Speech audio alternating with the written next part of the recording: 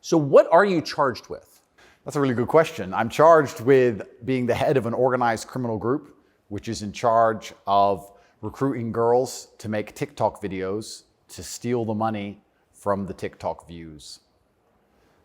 Recruiting girls to make TikTok videos and stealing the money. So it's really a financial crime?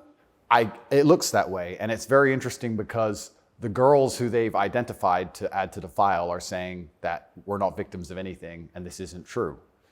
But the state believes it's true, and the state thinks that I, as a 35-year-old man, woke up. I was already extremely financially successful. I was already a father. I was already very well known. I had no financial motivation. I have no criminal record. It's not my personality profile, but I woke up at the age of 35 and decided to make girls do TikTok to enrich myself with the pennies that I would earn from TikTok views. So in the United States, I think the belief is that you were charged with human trafficking. Yeah, that's human trafficking, because what you do is you force a girl to work against her will for financial gain. That's human trafficking. And their justification for this is that girls do TikTok. Some girls I know who they found who say they're not victims have TikTok accounts. How do you force someone to do TikTok videos? I guess the prosecutor is going to have to explain that, isn't he? It's a very interesting scenario I'm in, and I'm inside of Romania, so I have to show a degree of respect to the Romanian judicial system. And I have to show a degree of respect to the situation I'm in. But the overall charge is that there's an organized criminal group. There's a group of us. I'm the head of it. My brother is below me.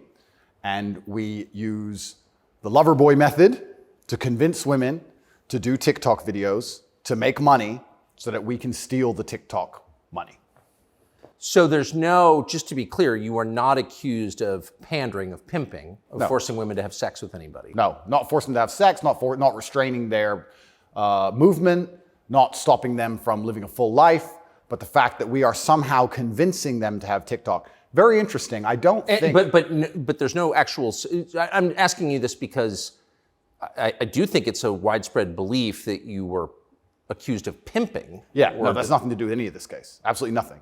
And it's kind of scary because the crime in itself of human trafficking is a unique one because they can ignore the statement of the victim. So the girls have come forward and said, this is insane. You've just picked us because we're near Andrew and we're his friends. But the whole idea of the crime is they can say that she's brainwashed, right? She's under duress. So you can ignore her statement. State says she's a victim regardless of the fact that she says she's not a victim. So it's very interesting because the difference between sex and rape is consent, right? Right. But they remove all of that. They're like, nope, you're a victim. No matter what you say, we're deciding you're a victim. And they've chosen them. And of course, these girls do nothing pornographic. They've never had sex with anyone, nothing to do with that. So they've picked TikTok. So it's scary. Imagine you're a full-grown man anywhere in the world today.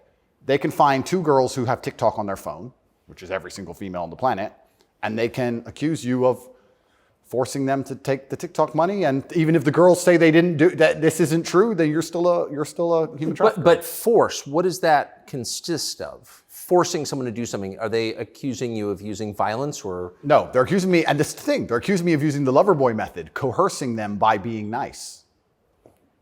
And by the way, these charges presumably are public, so... They're public, and this is extremely serious, but if you actually analyze the overall case against me, they're saying that Andrew and his brother, by being nice men, convinced girls to have TikTok accounts and then take the money. And it's very interesting because inside of the entire case file, there's not a single financial transaction to us for money. What are the penalties? They're extremely severe, 5 to 10 years in jail. And I've already served, coming up now, 7 months in a form of jail. They can only hold So you are essentially incarcerated right now. Absolutely, I'm on house arrest, and that counts as jail. You can only be held 6 months without charge. I was initially picked up, thrown in a cell without charge, and I think the intention of the entire investigation at that point was to find the crime because they had very, very weak evidence. They contacted 2,000 people who know me or knew me. They tried very hard to convince some female somewhere to come forward and say something bad about me. The media machine, which works hands in hands with the justice machine, as you know very well, did exactly that. In fact, they offered bribes effectively. They'd call up ex-girlfriends and say, if you have anything bad to say about Andrew, we can pay you $50,000 for the story. And they tried very hard. They didn't find any evidence of anything. They then released me on house arrest, and then 2 days before the legal limit in which they had to drop everything, they charged me with whatever they had from the beginning, which is very little. And now we have to wait for the Romanian judicial system to analyze the file and God willing, throw it away. How long did you spend in jail? I was in jail for 92 days in a Romanian jail cell. What was that like? It was certainly an interesting experience. I won't lie and say it was easy. It was certainly very difficult. The uncertainty of it. It's a very uncertain situation to be picked up on just before New Year's Eve and thrown in a cell without charge. And I'm asking different prison guards and different prisoners, how long am I going to be here? One person was like, I've been here 2 years. I was like, have you been charged? He goes, yeah, but I haven't gone to court yet. Like, everyone's been there for years. I thought I was going to be there for years. And it certainly takes a mental toll on you. And I think jail's a different experience when you know you're innocent. There was a guy in there for murder. He's like, yeah, I murdered someone, I'm in jail.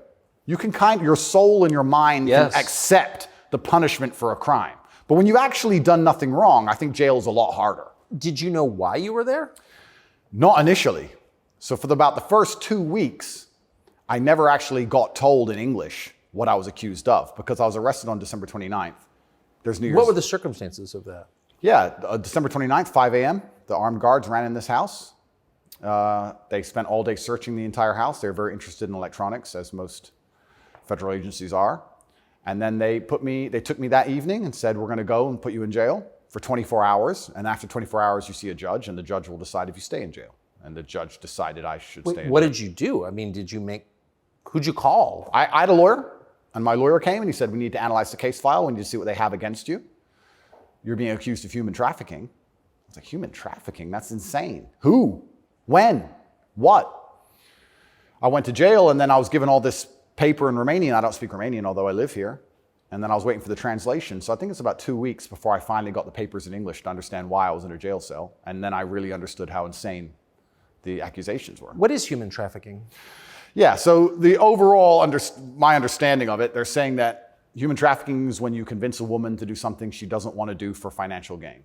And there's different methods you can do that. You can do that through force, and you can also do that through emotional coercion. I think most people, just speaking from the American perspective, most people believe that human trafficking is effectively slavery, selling human beings. That's what I believe as well. Absolutely. And this is the thing that's so interesting. When you finally end up the enemy of the matrix and they use the legal system as a weapon to punish you for having an opinion, you realize how subjective the law is, right? Because it can be a weapon. When you have something subjective, you can just pick and choose. So if they sit and say, human trafficking is a woman doing something for financial gain against her will via emotional coercion. Well, he knows these two girls, they have TikTok accounts. Emotional coercion? Convincing her. That's what I'm accused of, because they have no proof of me doing anything wrong. So they said, he's convinced these girls to do TikTok for money. The girls have said, this is not true. And the state is denying their statement, saying, no, you're brainwashed. It is true. And I went to jail. So how is the state, so the state is trying to coerce the women, so how is the state not committing human trafficking by the same definition? Well, absolutely. It's very interesting. It's very interesting that you can sit someone down and tell them they're a victim when they say they're not a victim. You're a victim of being coerced, and we're going to try to coerce you into conceding you were coerced. Exactly. It's a very interesting scenario. And okay. Yeah, and it's a very interesting scenario. And it's up until this point, no judge has looked at the evidence of the case. So up until this point, I've been to court a bunch of times. But the only reason I was in court was to discuss my preventative detention. So under Romanian law, if you being free can impede the investigation, you should stay in jail. So the judge agreed that, yeah, maybe if he's free, he can damage this investigation because they're trying very hard to get something on this guy. So I've done a bunch of jail time. And now it just begins. The judge is going to look at the case. And like I said, God willing, I still have enough faith in the Romanian judicial system that she's going to look at this and go, this is not a crime. Or you're aware of the media coverage of this, however. So you're in jail for 90 days or more, and the rest of the world is talking about you. Do you know what they're saying? They're saying very heinous things, and I would hate to come across as a conspiracy theorist, Tucker, but I kind of have a feeling that this might be something to do with my influence and an attempt to slander my name. Perhaps I'm crazy. But the fact that they chose such a heinous crime, and they reported it so heavily, and they won't shut up and keep repeating basically a slander attack day after day after day. Also considering the fact that other people who genuinely commit heinous crimes have far more favorable press coverage. But I don't want you to think I'm a conspiracy theorist. Please, Tucker, I would hate for you to come here and call me crazy. Yeah. But something very strange about it, and I think What, when Jeffrey Epstein's friends call you immoral? Yeah. The goal of it is certainly to slander my name, and I like to see it as a litmus test. I like to see it as an intelligence test. Anybody who wakes up and looks at me and goes, he's a human trafficker because of TikTok, they're fully gone. So, but from the West, just to defend the average news consumer in the West. Sure. Andrew Tate, kind of an outlaw. Yep. Lives in some palace in Romania, wherever that is. Yep. And Romania sounds like the kind of place where human trafficking is like the main industry. A lot of it happens here. That's what's so crazy about it, right? What's so crazy is if they really wanted to find a human trafficker, I think they could probably do it quite easily. But they managed to get me. That's certainly the perception. But it's one of those charges that kind of sells itself. Oh, absolutely. And it doesn't matter if you're found guilty or not, right? You're a human trafficker forever. And but I do think that public consciousness is changing. I think with things like there's been some very large court cases recently involving some very famous people in which women were caught lying, trying to slander men's names for rape and these kinds of things. And I don't think people believe it anymore.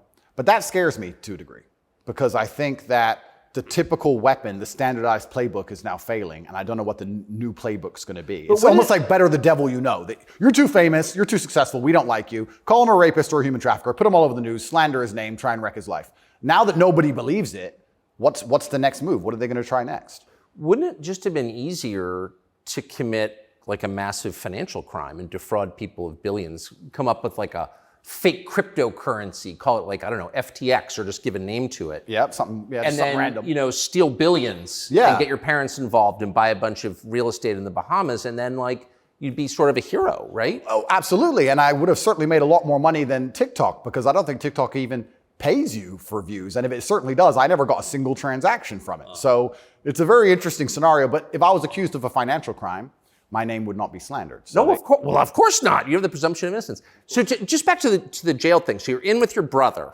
At the beginning, I was not, but towards the end, I was, yeah. What did you do all day? It's a good question. I looked at the wall, stared at the wall, smoked cigarettes, lots of push-ups, read the Quran. You smoked cigarettes, did push-ups, and read the Quran. Basically, yes. And certainly had some introspective moments. Tried my best to get out, tried my best to via my small phone calls, understand what's happening in the outside world.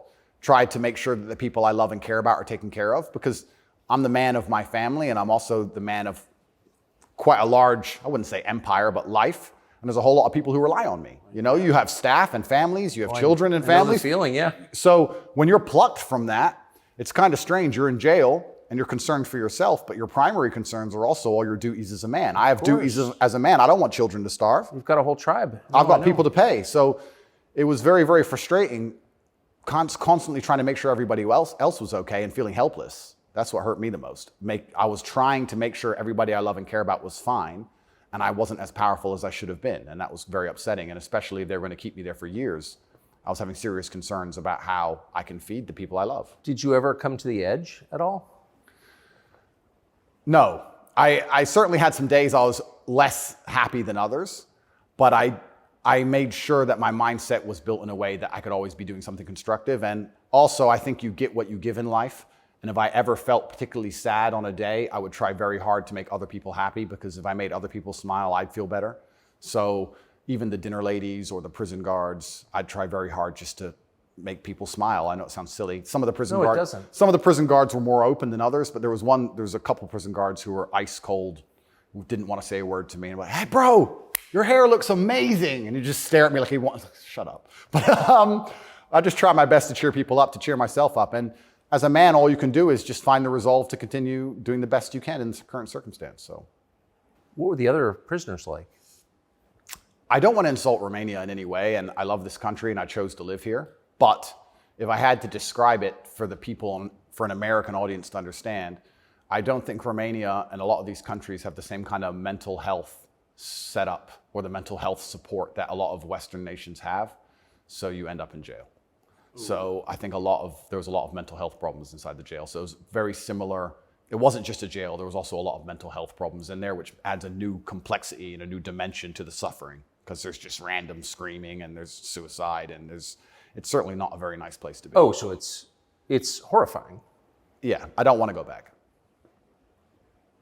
you hear the phrase Romanian prison, and it sounds tough. So it was what you would imagine. It is, and when this process is over, there's a lot more I will say, but I will say the staff were very nice to me, and I want to make this clear. I want to make it very clear that all the staff in the jail were very professional and very nice to me. I would almost say that they believed I was innocent and they understood that I didn't belong there. There was a semi-apologetic vibe to the way I was treated by the guards, if that makes sense. Yes. They understood very well. I don't think anybody, like I said, with a functioning brain believes that me at the age of 35 decided to steal TikTok money and ruin my entire life without financial motivation to girls who say they're not victims of anything. I don't think anybody with a brain... Well, the fact that you're not accused of a sex crime or of violence, which I think most people don't really understand. Yep. And they can look it up. Yep. I mean, but you're not actually accused of Correct. rape, Correct. selling anyone, Correct. pimping. Correct. Okay. That right there raises a lot of questions. Well, yeah, and this is the thing that's so interesting because I'm accused of using a method of human trafficking called the lover boy method. So how that would traditionally work is a man would meet a girl, become her boyfriend, take her to another country, turn her into a prostitute, say I love you, like pimping. Of course. But they're saying, because all my conversations with these girls are very nice, they're saying that I use the lover boy method to convince them to do TikTok. And once again, I never made a penny from TikTok, and I have no interest in girls' TikTok's accounts, and I've never made any money from TikTok in my life. So that raises the question. So that right there, I think, I mean, we can let people assess. I'm not, an expert on the Romanian legal code, but that's kind of not the impression that most people have. Okay? And that's the media who have made that the media have tried very hard to do that. And if I had to estimate, I think that the overall intention was just to throw me in a cell, use the media machine to drum up something real. I think that's what the goal was. So, but what's and I believe that. It seems, obviously. Yeah. One thing, I've never been to Romania before, and one thing I'm struck by is the American presence here. Oh, it's massive. Fully understand that. So there are 3 NATO bases here. Yep. Now. They're bustling because of the war in Ukraine. Yep. One's on the Black Sea, Yep. right below Crimea. So this is strategically important, this country, to NATO. Absolutely. And so this is a lot less far away than I realized. It's much more American influenced. Oh, absolutely. Do you think that played a role? Yeah, well, I think, and I don't want to get this incorrect, I think it's the 2nd or 3rd biggest U.S. embassy in the world. The U.S. embassy here looks like a prison. It's huge. They've got a huge embassy here. And even during Ceausescu, during the communism days, Romania was an ally of the West, even during communism. Yes. So, yes. Ceausescu came to New York. Yes, that's right, yeah. So Romania and America have been very good friends for a very long time. I have to be careful what I say, but it's certainly very interesting what's happened to me. The American embassy were not particularly helpful, let's put it that way. They weren't very interested in me being locked up without charge. They didn't seem very interested in getting me out. But you're an American citizen. Absolutely. And so you're an American passport holder. correct. So I think the average American believes, perhaps falsely, that if you're accused of a crime in a foreign country, particularly a less developed country like Romania, you go to the U.S. Embassy and someone takes an interest in your case just to make sure that your treatment falls within, accepted standards of justice. Yeah, they came to see me, but when I was asking them what they can actually do about all of this, they weren't particularly helpful. I don't want to peddle conspiracy theories, and I've heard a lot of information, etc. But I wouldn't say they sanctioned it. I don't know if they had to sanction it, but they weren't particularly interested in getting me out. But at least they came to see me more than once. I mean, they kind of pretended to care. The UK embassy didn't even pretend to care. The UK embassy was, I really think they enjoyed it. They didn't. And you're a British subject as well? Correct. And this is the kind of thing, and I want to say this here, that's kind of frustrating for me because Romania is my home now for 7 years, but I'm half British, half American originally. And when something like this happens to you, you have this longing for home.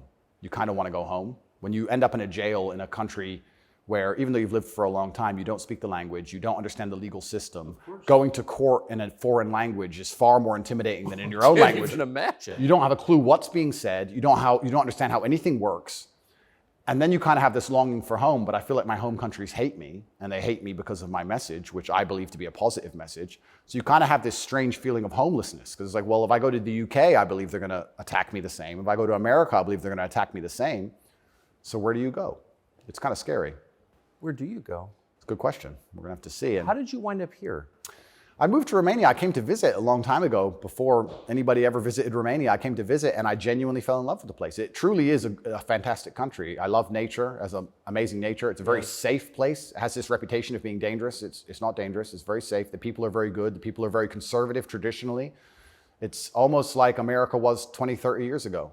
It's gorgeous. They have a bunch of nice restaurants and plenty of things to do, and I've never had a problem here in any way.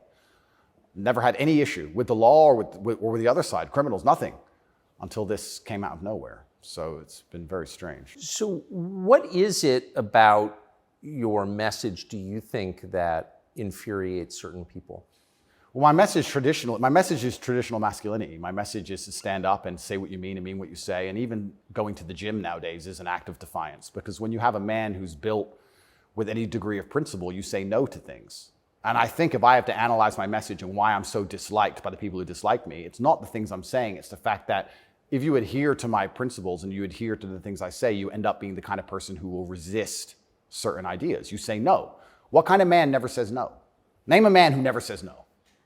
Men say no, right? Men wake up and say, no, I don't think that should be done this way. No, my children will not be taught that. It's no. the father's primary job. Absolutely. So when you say to men, listen, you're allowed to have an opinion. You're allowed to have standards. You're allowed to have boundaries and barriers. You're allowed to get up and become important and work hard and try hard and become the kind of man who can't be controlled. Then you're seen as an enemy. And especially with the massive influence I've gained, I think they look at me and go, he's helping men resist the slave programming. We don't need him around. We need to empty their brains so we can inject the slave programming and convince men to be eunuchs. Because once you're eunuched, then you're not a threat. I think I buy that. Because your message, I'm not the world's expert on your message, but I've seen a lot of it, and it's not explicitly political, actually. No, it's not political at all. And their original attack before this Matrix attack is they weaponized virtue, which is what they usually do. There's no genuine virtue inside of these people. They weaponize virtue. They find a virtue, and they turn it into a bullet, and they shoot at you. I'm sure you know very well. Yeah, I've heard. Yeah. I was a misogynist for the longest time just for saying that men should have standards. If you tell a man he can have standards in a relationship in any way, you're a misogynist. It's actually very interesting because what does that mean to have standards in a relationship? But this is the thing that's so interesting about it, because they've gendered the argument when I never did. I said as a man, you shouldn't have a girlfriend who is a liar and a cheater, and you also shouldn't have male friends who are liars and cheaters. You shouldn't be around dishonest people, yes, male or female. Amen. And they gendered it and said, he's a misogynist. He's saying that men should only act this way with women, etc. I said that men should have standards, and you should have protocols that you're prepared to accept, and you should have hard parameters. And if a woman doesn't want to adhere to those parameters, that's her decision, and it's her prerogative, but you don't have to stay with her. Why should you? What's wrong with that? Well, that's teaching men to say no. They don't want men to say no. So are you arguing that it's better to be with a virtuous woman? I think so, yes. I know that's crazy. No, I'm serious. I mean, that seems I like am, Tucker. I don't want to. That seems like good advice. I don't want to come across as extreme. But yes, I am. And what's actually funny is I really believe most of the things I'm saying were accepted by absolutely everybody 15 years ago, 10 years ago. And now it's public enemy number one. And it's because of the mass influence I have. At one point, I became the most Googled man on earth. At one point.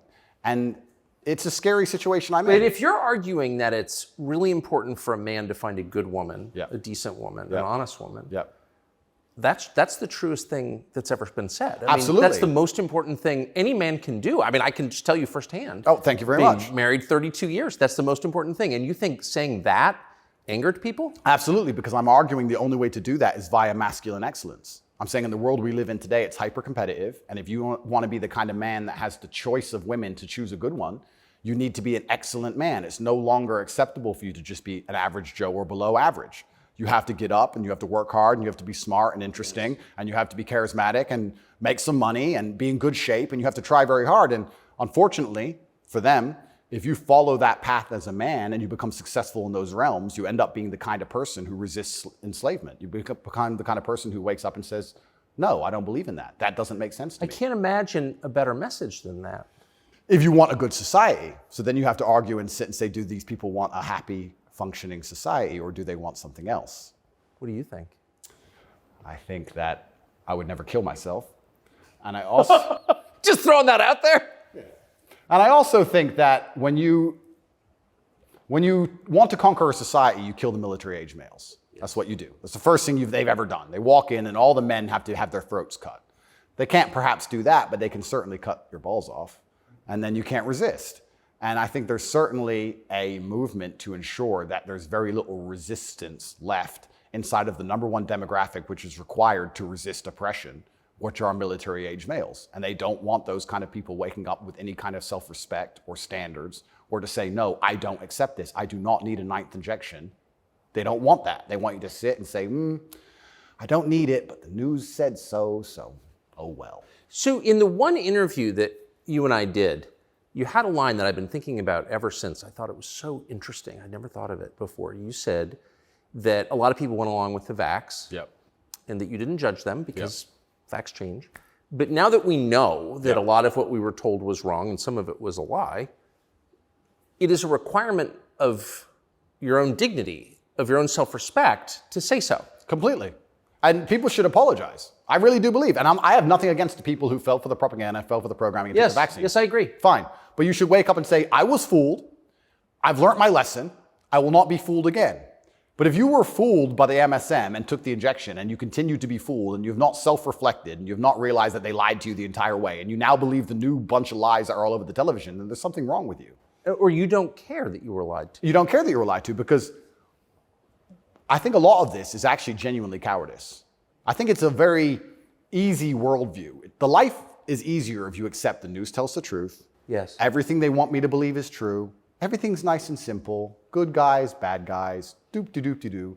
And if you want to actually wake up, it takes a degree of bravery, because then you have to destroy your entire worldview, everything you've ever understood and everything you're told, and you have to really look at the world and go, oh, this is a mess.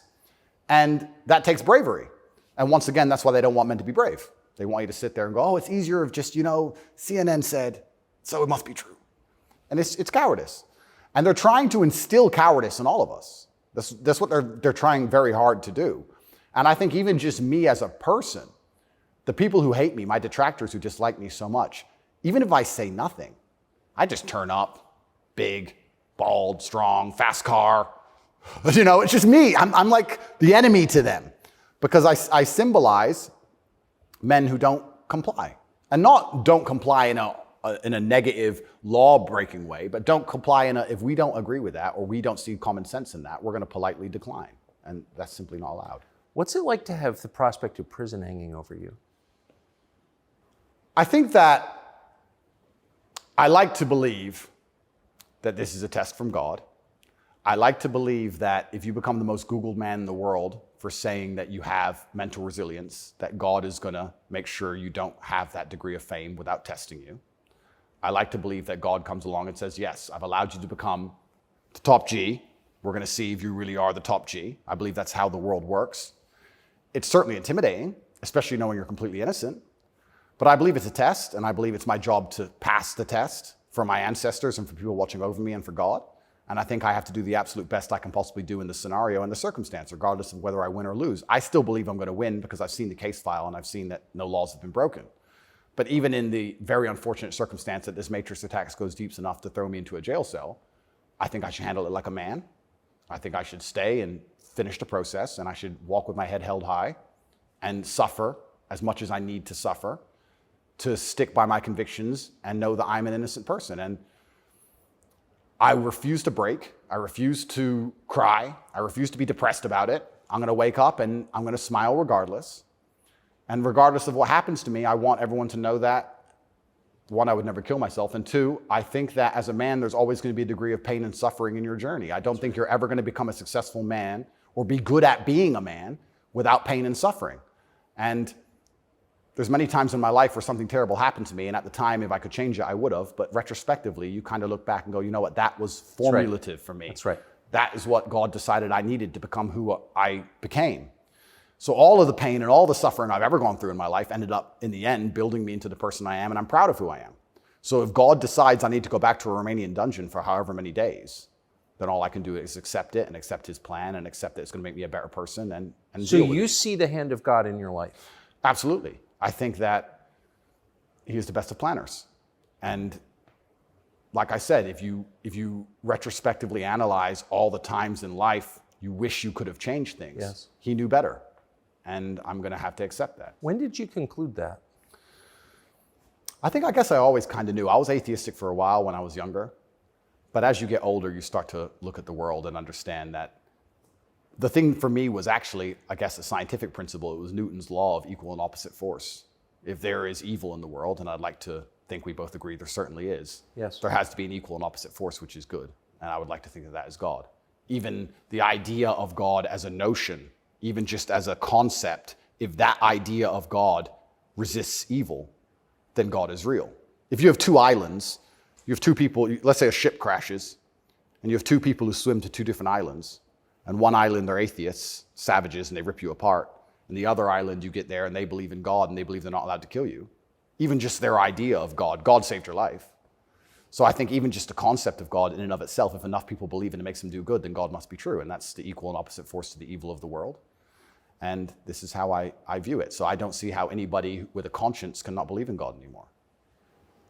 That's such a profoundly different worldview from the one that we're presented with, I think. Yeah. Do you think that's maybe the division in the West between people who see those forces at work and those who don't? I think the West is actually split between people who think and people who don't think at all.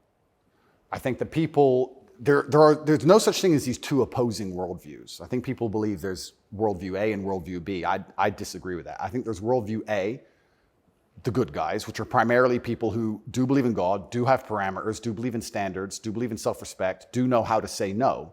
And there's worldview B, which changes day by day, based on what they're told, which means they have no real worldview at all. They just repeat. And they have no standards and they have no parameters. There's nothing you can tell them that will make them wake up and go, that's wrong, because they have no inherent morality. So you can literally, you can say bestiality is accepted and encouraged now. It's good for you because for climate change. And they'll sit there and go, oh, for climate change, oh, well, off we go. And they'll just do it. So I think you have a camp of people who think, and you have a camp of people who repeat. And I don't think there's actually the opposing side to the good, I don't think function as a thinking populace at all. I think they simply repeat. It feels like the conflict between those two groups is getting more intense. It's certainly getting more intense. And it was interesting for me because, and I want to be an optimist, but I lost so much faith in humanity during COVID. If you would have told me how COVID would have gone down before COVID, I'd say, no way. We're not that bad. I thought the people aren't that dumb. But when I experienced COVID, it's actually scary. You see how the Nazis managed to do what they did. You see how they managed to put people in concentration camps. You see it. And I had a very unique view of COVID because in the first days of COVID, when people were falling over in China and the Italian hospitals were overrun, at the height of the panic, when most people believed, because it was the very beginning, early stages, my brother and I had a very logical conversation and said, we're two military-aged men in very good physical condition. If we die of this, the world's over. If it can kill us, it's zombie apocalypse. So why are we going to live in fear? So we found the only two countries that were open, which were Sweden and Belarus. We had just been to Belarus. This is before the Ukraine war. We'd just been there. We decided to try Sweden. So for the first 3 months of COVID, during the height of lockdowns, when Florida was closed, when it was I remember. Yeah, when it was the craziest lockdowns globally, me and Tristan are in Sweden in absolute freedom. They had no restrictions, no masks, no vaccine passports, no social distancing, nightclubs are full, restaurants are open, perfectly complete normal society. Nobody talks about this anymore. Nobody talks about, wait, Sweden never did a thing. Everything functioned perfectly fine the entire time. And they don't have it. Where's their where's their their winter of severe illness and death? Yes. They never had one. It's a cold country. Never had one. So we were living in Sweden, living completely normal lives, seeing the internet and seeing this insanity. And we're like, well, surely if we just put up a few videos of us partying in Sweden in nightclubs, this will wake people up. People ignored their own eyes. That's the scariest thing about everything, is that they can get to a level where, with the media machine, where people will genuinely ignore their own eyes. I don't understand how you can get people so brainwashed that they will see that the sky is blue, and then they'll watch that the sky is green, and then they'll look at it again and go, the sky's green. It's crazy to me, but COVID proves they can do that. And that's why the war is getting so intense, because the principled people are saying, how can you still believe in the things that you're saying?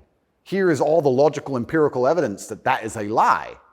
But these people are ideologically brainwashed, and they don't want to take enough. They don't have the bravery it takes to wake up and accept that they're being lied to. So they'd rather just, to the end of time, repeat what they're told. And it becomes more and more intense as it becomes more and more ridiculous. That's so scary. As it becomes more and more ridiculous, the more intense both sides get. Yes. Right? So what the future holds, I'm not entirely sure. But I like to believe, even my current charges, I found solace when I was in jail, that the thinking people are looking at this going, something about this doesn't seem right. Well, I mean, it is a little bracing. I mean, when I discovered, I was sympathetic to you already, but a man's accused of human trafficking. It's worth finding out what he's accused of. Sure. And when I discovered that there was no actual human trafficking charge, that's not actually human trafficking. I don't care what you call it. Yep. You weren't buying it, even accused of buying and selling anyone. Then the next conclusion you inevitably reach is they don't like the guy. They don't like his views. It's fine. They're going to send him to jail for that. Yep. That does seem like an escalation. Absolutely. But if they don't like your views and you're inspiring millions of people to resist slave programming, you become a threat. Like, they discuss me. But you can't send a guy to jail because you disagree with him. You shouldn't. But even before I went to jail, the members of parliament in the UK were talking about me and what a dangerous role model I am for young boys.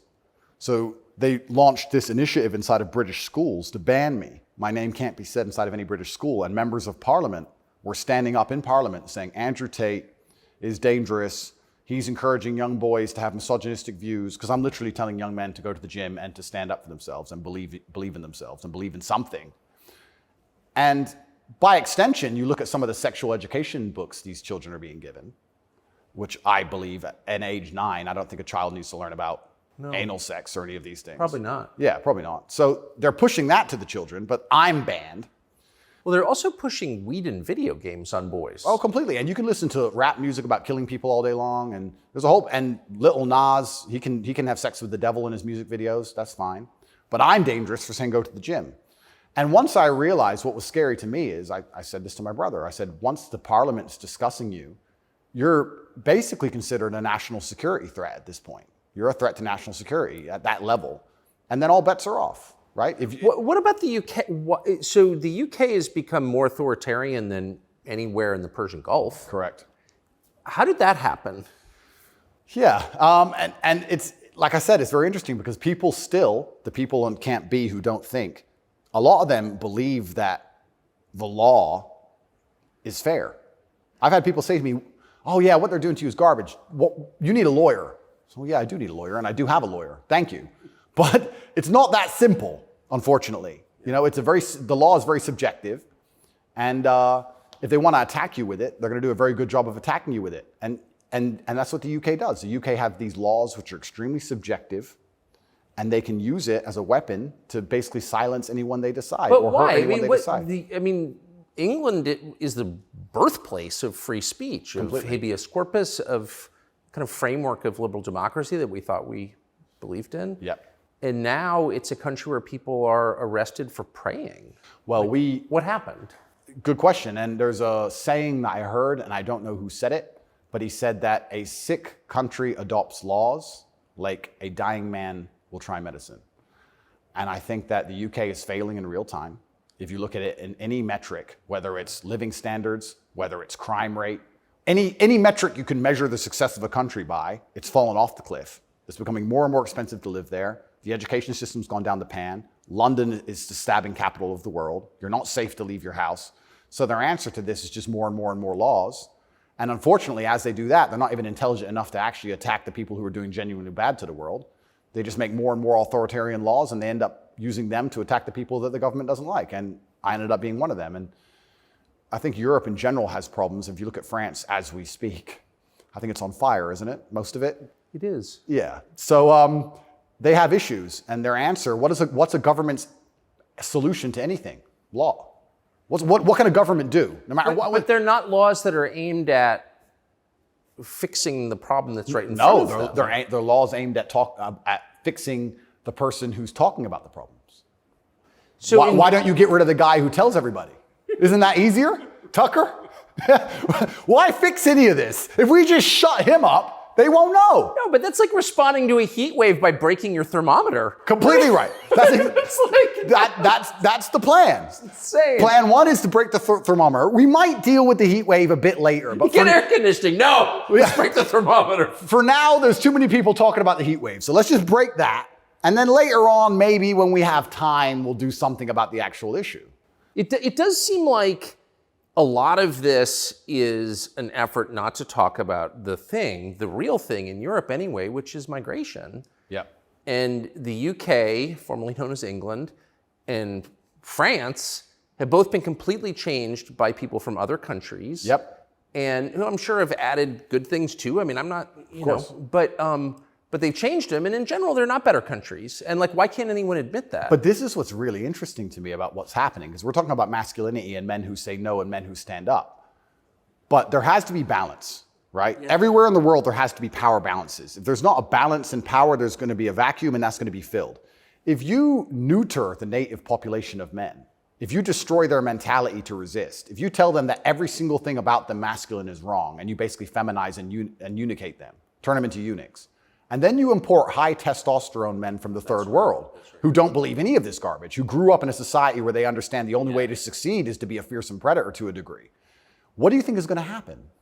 Like, who's supposed to protect the sanctity of these nations and these settlements and these towns and villages? The police? No.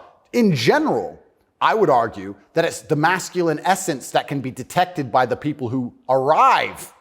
I guarantee if you were to put a bunch of these migrants in Sarajevo or Moscow, they'd behave themselves. Oh, yeah. I have a feeling they'd just look around and go, not today.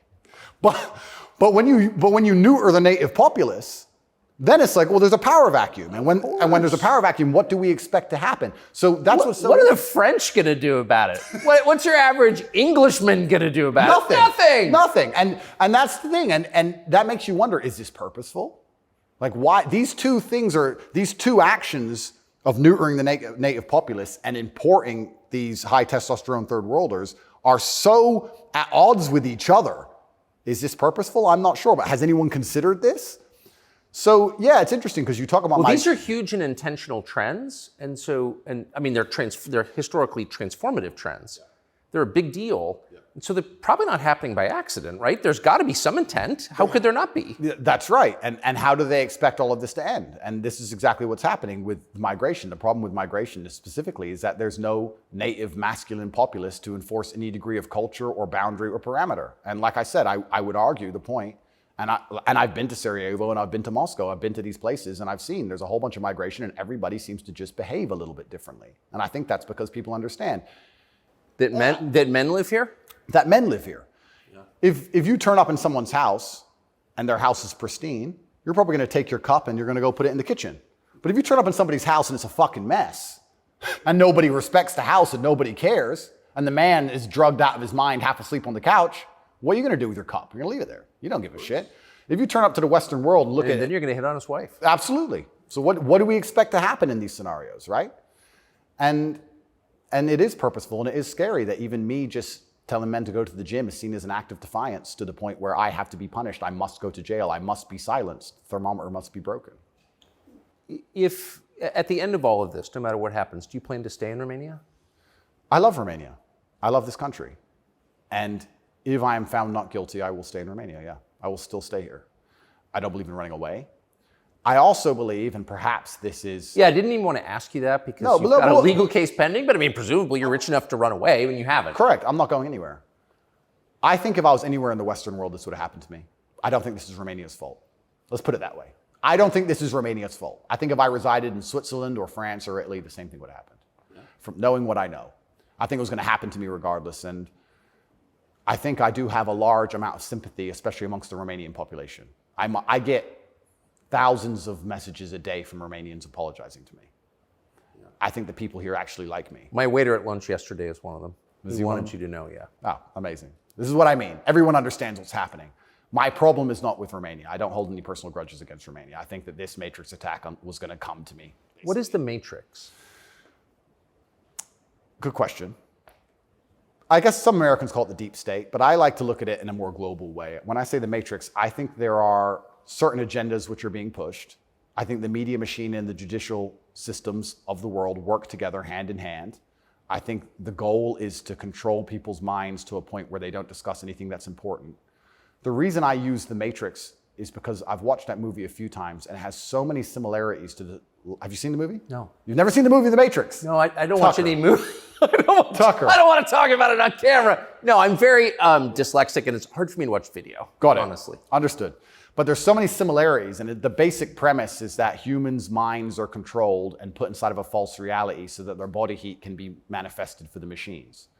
And I don't think it's much different to reality. Our minds are controlled. We're put in a false version of reality. We're told things that aren't true. We're arguing over things that don't matter. We're observing a false version of events. And the goal of it is just to distract us long enough for our bodies to be used for the machines, to soulless. And I think it's pretty similar, striking similarities. And even then, there's a bunch of other similarities which are difficult for me to explain. You haven't watched the movie, but there are agents inside of the Matrix, and the idea of the agent, the purpose of the agent is to make sure that nobody understands how the Matrix really works and to wake anybody's mind up. They want to keep you asleep. And any person can become an agent at any time. If they're not unplugged, if their mind is not free, they can become an agent, and their job is to keep you asleep. And you see agents all the time. COVID awoken me to agents. When I would sit and talk to somebody and they seemed perfectly rational and normal, until I mentioned COVID, and then they'd fully change. No, it's dangerous. No, what do you mean? What do you mean? Are you crazy? My grandma got sick. And they became an agent instantly and started repeating the news to me. And I was like, your grandma got sick. How old is she? 97? Interesting. Oh, I better lock myself in my house then. Dumbass. So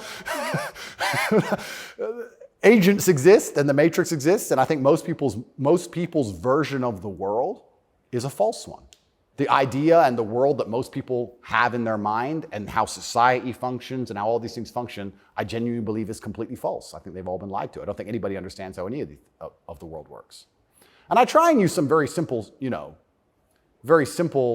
analogies to wake people up. I said to one of my friends once, I said, if me and you could play video games for $10,000 and you could cheat, would you cheat? He goes, well, no. I was like, if I was whooping your ass and it was 10 grand a game and you could cheat, would you cheat? He goes, yeah. I was like, all right, so you accept that people cheat to win in a video game for a menial amount of money. You think they're not going to cheat for something that matters? Yeah. I think this they're not going to cheat for something important? You understand what I'm saying? Oh, yeah. Yeah. So how about to get the most important job in the world, President of the United States? I would never kill myself. I mean, people kill each other over insurance fraud. You don't think, right, yeah. So when you actually understand how the world really works, you know what was really interesting? I remember there was this big military coup in, was it Myanmar or Burma? One of these, there was a big military coup like a year ago or something. And nobody really cared. They mentioned it on the news a little bit. And I looked at it and I looked into it. And they were talking about how the two political parties were almost 50-50, and then in the 90s, something changed, and now one political party just smokes the other one, and the military took over to restore democracy and all this stuff. It was very interesting, the voting machines they used. Really interesting, something to look into. A lot of countries like that. Philippines, also true. Why do you think support for the war in Ukraine, support for Ukraine's side in the war against Russia, support for a war against Russia in the West, is kind of the bottom line issue for the people who run the US government and for the American media? Why? I mean, I guess you could argue about it, but there isn't an argument about it in the United States. There's a position, and anyone who doesn't hold it is attacked and punished. Why? Why is that so important? Well, the first thing I think we should all do is I think we should all give Putin credit for curing COVID, right? Because when his invasion happened, COVID went away. So thought about that. Think about it. It's almost to the day. So we have to give him some credit at least for doing that. He may be the bad guy of the world, but at least he cured COVID for everybody nearly instantly. Fair. Thank you, President Putin. I, up until this point, never really commented too heavily on politics. Yes. But I understand very well, I like to believe what's happening with Ukraine and Russia. And what I will say to the people who are watching this at home is that if you are naive enough to believe that there are good guys and bad guys in wars, and it's as simple as good and bad, and that the bad guys are crazy and the good guys want freedom, then you need to do a little bit more investigation into what's really happening. And when you look at the vested interest of any country or any person. Can I just ask you to pause and just comment? That's the truest thing, what you just said. That is and anyone who doesn't understand that should shut the fuck up. And I mean it, having seen war. Anyone who's telling you that it's Churchill versus Hitler is an idiot. Well, I'll give you an example. When my father was still alive, Excuse me. Yeah, no, it's true. When my father was still alive, my father died 6 or 7 years ago. I was a lot younger. The war in Afghanistan was going on. He died 6 or 7 years ago. How old was he? 56. Oh gosh. Yeah, he died. But the war in Afghanistan was going on. And I remember asking my dad, saying, why do the Taliban even fight and resist the American war machine? They don't stand a chance. Like, why are these terrorists even fighting against the American war machine? And my dad said, they're fighting for their way of life. They want their wife, and they want their children, and they want their society and their language, and they don't want pride flags, and they don't want American bullshit, and they don't want to be told what to do. And they're fighting to be a culture and be a people which is independent in and of itself. Like, they're not the bad guys you think they are. They're people who are like, why are you here? What do you want? We don't agree with that. That's against our holy book. Fuck off. Right? So even there's no such thing as good and bad in any war. And people. Who is your father? My father was a chess master. He worked for the CIA when he was a linguist for the CIA, and then he was American. He was discharged, and for a story I won't tell, but he was a chess master, and it's very interesting. I encourage people to look at his Twitter. He still has Twitter at Tate Terrific, and everything he was talking about 11 years ago is so important now. 11 years ago, no one cared about.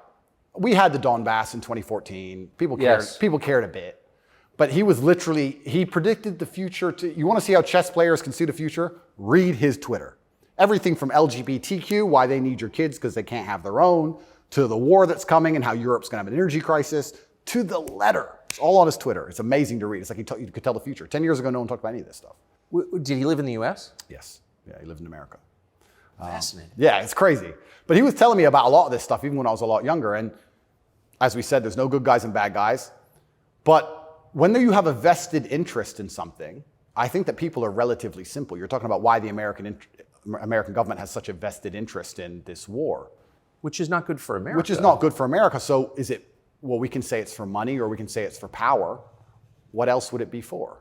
What is it really for freedom and democracy? Well, I think that's already been destroyed by Zelensky, hasn't it? So yes. What is it for if it's not for money and power? And then you say, well, who's the money and the power going to? These are logical conversations. This is a very logical thought process. I agree. You know, wouldn't it be interesting to say, okay, I woke up, I'm an American. I would never kill myself. I woke up, I'm an American. Why does America care? Well, I guess it's for money or power. There's no other reason. Okay, well, America wants to be a rich, powerful country. That's fine. Is the money and power going to America, or is it going to a select few individuals? Are those select individuals interested in me and my life? Do they care about benefiting me? Do I need to support the power grab of these select few individuals? Is that going to be a smart move for me to make, for me to have the best possible human experience? This is a very logical thought process. Yes. People don't seem to think anymore. They believe that there's a good guy and there's a bad guy, and one team's completely good and one team's completely bad. One team's crazy. They often use the word crazy because to be completely bad, you have to be crazy, right? So you're crazy. He's crazy, just for no reason. Reasonless. It's insanity. I don't know if you saw Lukashenko with the BBC. Did you ever see that interview? No. Oh, brother. Please watch it. The way he destroys the BBC. I thought I did the best job, but I take second place. Amazing, amazing. But yeah, and you just have to be critically thinking. And then after you're critically thinking, you have to be brave enough. And this is the real pandemic of the world, is cowardice. You have to be brave enough to look around you and realize, everything was a trick. Everything was a lie. But why not be a coward? I mean, it's just a lot easier, right? Well, it used to be. This is the thing that's interesting. I would actually argue in the 1950s and 60s, if you were to agree with every single narrative and obey every single law and do exactly what you were supposed to do and pay your taxes, etc., you'd at least get a wife who respected you.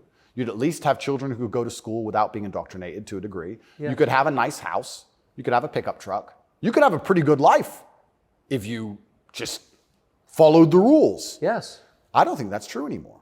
I think that if you are a man especially, and this is what I talk about masculine issues. If you're a man who was born and you decide to do exactly as you're told, you're going to end up depressed, in debt, working a job that you hate, with a wife who doesn't respect you, with kids who don't listen to you, in a house you don't own, until she leaves you, and then you contemplate suicide a while, and maybe you might find some purpose towards the end, enough to survive and pay your taxes, and then you're gone.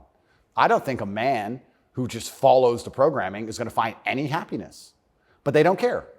Why would they? They have no interest in masculine happiness. This is another thing that's very interesting. They talk about men's mental health all the time, especially in the UK. I'm not sure about America, but in the UK, they have this big drive for men's mental health, saying that men commit more suicides. Men a lot more. Because it's hard to be a man. We commit more suicides, we're more depressed, we have all these mental health problems. I come along, I genuinely get thousands of emails a day saying I'm helping men's mental health, but no, can't help it the way Andrew wants. You can't tell them to go to the gym and stand up for themselves and have pride. What kind of man's going to have a solid mentality and not have mental health issues if he has no pride? That's part of being a man. Part of being a man is proud of yourself. If you wake up and you're not proud of who you are and how you look and the things you say, how are you ever going to have a solid mentality? So when I teach things that genuinely help men's mental health, that's outlawed. No, you're not allowed to do that. Instead, you have to take our version, which is to pretend to care about men's mental health, but not give a shit. Give them a life they know they're not going to enjoy, pay taxes, and die.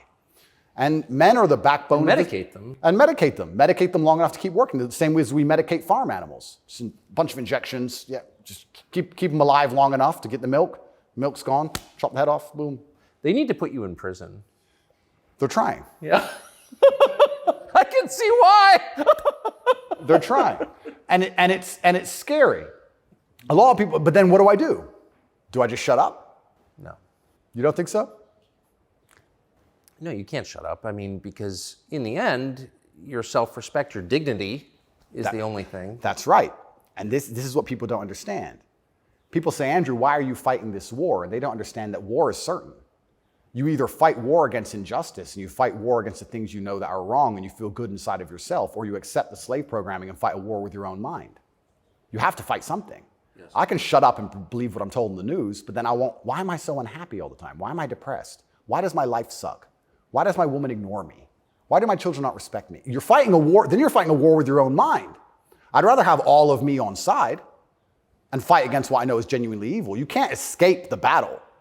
The battle's here for all of us. So I've made my decision, and that's why I can't be quiet, because you just said I would lose my self-respect, and I'd lose my dignity, and I don't think I can function that way as a man. And I don't think any man should be able to function without self-respect and dignity. The reason men died on the Titanic was for self-respect and dignity. They went into the icy cold water and died because they would feel honorless if they jumped on the boat and left the women to die. That's right. So when you have self-respect and dignity, you have a hard parameter, and you'll do things which are deemed crazy or insane because you believe in them and you stick up for yourself. And that's why they don't want men to have self-respect and dignity. Rather be a free man in your grave. Absolutely. So I can't be quiet, and I'm going to say what I believe is true. And I genuinely believe I'm helping the world. I think that any young man who is a follower of mine, I will argue there's no influencer on the planet besides me who is genuinely benefiting their life. I know you're not big on the internet. I look at these other streamers and these other influencers. They play video games all day. They smoke weed on stream. They talk garbage. It's a bunch of drama back and forth like girls. I'm the only influencer or streamer who's genuinely talking about making money, because you need to have money to escape the matrix. It's very hard to resist enslavement when you have to pay the bills. Getting physically strong, because a strong body is a strong mind. Standing up for yourself. Self-motivation. All these things. I'm talking about genuinely positive things. Very few people are. And I think that is an extremely important message that needs to be told. And I'm not going to stop doing it because I know I'm genuinely helping the world. And they're going to try and punish me for it for the rest of my life. I think this is just beginning. And I think when I beat this case, which I believe I will beat, I think something else is going to come. And it's kind of scary because I am a little bit afraid and a little bit intimidated by the incompetence of my enemy, because their standardized playbook is now failing in real time. The standardized playbook is the media attack, the lie, and it's not working anymore. And it got me a little bit worried about what the next move is. You used to just be able to lie about a guy all over the news and you win, right? But now it's like, shut up. So now what? I don't know. And that's what's kind of scary in my scenario, because nobody's going to believe any of the crap they print about me. Nobody believes it. Nobody believes it. Whenever I do an interview with the Matrix media, nobody believes. They have to turn the comments off because everyone in the comments are just ripping them apart. Well, you do seem very sad on the verge of killing yourself, are you? Absolutely not, really not. I never would. And that's what You said that, I know. I have to keep saying it. I have to keep saying it because it's scary, right? But I believe you get 3 lives. I think they cancel you initially. And then when that fails, they try and put you in jail without a reason. And if that fails, there's only one option left after that. That's right. So I'm in a very scary scenario. But I guess the same as the men on the Titanic just couldn't get on the lifeboat. I just can't stop saying what I believe to be true. If a young man comes to me and says he's depressed, I'm going to tell him how to become a kind of man who's proud of himself. And if that makes him the kind of person that resists slave programming, I'm always going to be public enemy number 1. You've said depression isn't real, or it's not, as the way we describe depression isn't accurate. What do you think of depression? When I say depression isn't real, that really upset the world, especially the liberals, because they all live on medication, right? When I say depression isn't real, I'm saying that because I don't believe in things that can take away power from me. If I believed in depression, I would have been depressed in jail. But I can't be depressed if I don't believe in it. If you don't believe in ghosts, how can you be haunted? You have 2 people in a haunted house. One believes in ghosts, one doesn't. There's a knock in the night. One wakes up, calls an exorcist, is terrified, looks for a ghost. The other guy doesn't believe in ghosts. Knock in the night, goes back to sleep. It's the belief in the ghost that gives it the power. If I don't believe in depression, I believe in feeling depressed. Sure, we're humans, we have emotions. Sometimes we feel depressed, sometimes we feel happy. I don't believe in the idea of becoming a depressed person who has depression. I don't believe in that. I don't think that's possible for me. So if I don't believe in it, how can it happen? I don't believe in depression. So why would I not adopt the mindset that makes me the most capable predator I can possibly be? Why not adopt the mindset that makes me as competent and as fearsome as possible? If you have to install software in your own mind, why would I not install software that makes me capable of not only driving a Bugatti and flying on private jets, but sitting in a Romanian dungeon covered in cockroaches? I need to be able to do all of it. So why would I believe in something that made me incapable? I don't believe in depression because I think that even the belief in and of itself, when you feel depressed, you'll start to consider, maybe I have depression. Then you go see a psychiatrist who tells you you have depression. Then they want you on pills. It's the belief that goes down the spiral. If I feel sad, I go, I'm depressed today. I'll be fine tomorrow. So why, I suspect you're right, or what you're saying is pointing toward truth. That's my personal view. But even if I disagreed with you, I disagree with you. Why is that so offensive, what you just said? Well, that's what's interesting, because when I said depression wasn't real, the number of people who would attack me defending depression, this is what I didn't understand. Right. You say depression isn't real, but depression's ruined my life, and it's super real, and it ruined my life, and I lost my marriage. I'm like, if I told you it wasn't real, you should be coming to me saying, tell me how it's not real. Please help me with my depression. Why are you trying to convince me that it's real? Why are you sticking up for it? And why are you defending depression? And why would I adopt the thinking of someone who's sad? Why would you're going to convince me to take your worldview. You just told me your wife left you, you're fat, and you want to kill yourself. And you want me to sit here and go, with my perfect life, and go, you know what? I want to think like this guy. You're out your mind. I don't believe in it. And because I don't believe in it, it's made me the kind of person who can't become depressed. And the reason they don't like me attacking that is because depression is a fantastic way to subdue a population, right? If everybody's depressed, it's hard to have a revolution. You're depressed. Oh, they've locked us all in our houses. I don't want to go outside anyway. I'm sad, right? So depression's a fantastic tool of population control. They have no problem with you being depressed. They have a problem with you being the opposite, principled and energetic. No, you don't want principled, energetic people. That's a problem. A bunch of depressed people, easy. If you had to invade a country, would you rather the opposing army be principled and energetic or depressed? I'll tell you, I would not want to be invaded by a cheerful army. Absolutely. That's scary. They're having too much fun, right? You want them all to be depressed. So a morose army is easier to defeat. I agree. Absolutely. So depression is a defended idea. You're not allowed to even talk about it. You're not allowed to help people get out of it, right? They like the idea of a depressed population. And this is what I say to people. Now, I'm not stupid. I understand like PTSD is real. I understand mental health is real. I'm not saying that, but I say if you're an 18-year-old boy or 18-year-old man and your life is pretty much okay, bacteria didn't steal your eyesight, which could have happened. You never had a car crash and lost both of your legs, which could have happened. You're actually very fortunate. And you wake up and you say, I'm depressed. I think you're an idiot. I don't think you're depressed. I think you've been psyoped. I think you feel a little bit of depression, and you can fix that by changing your life.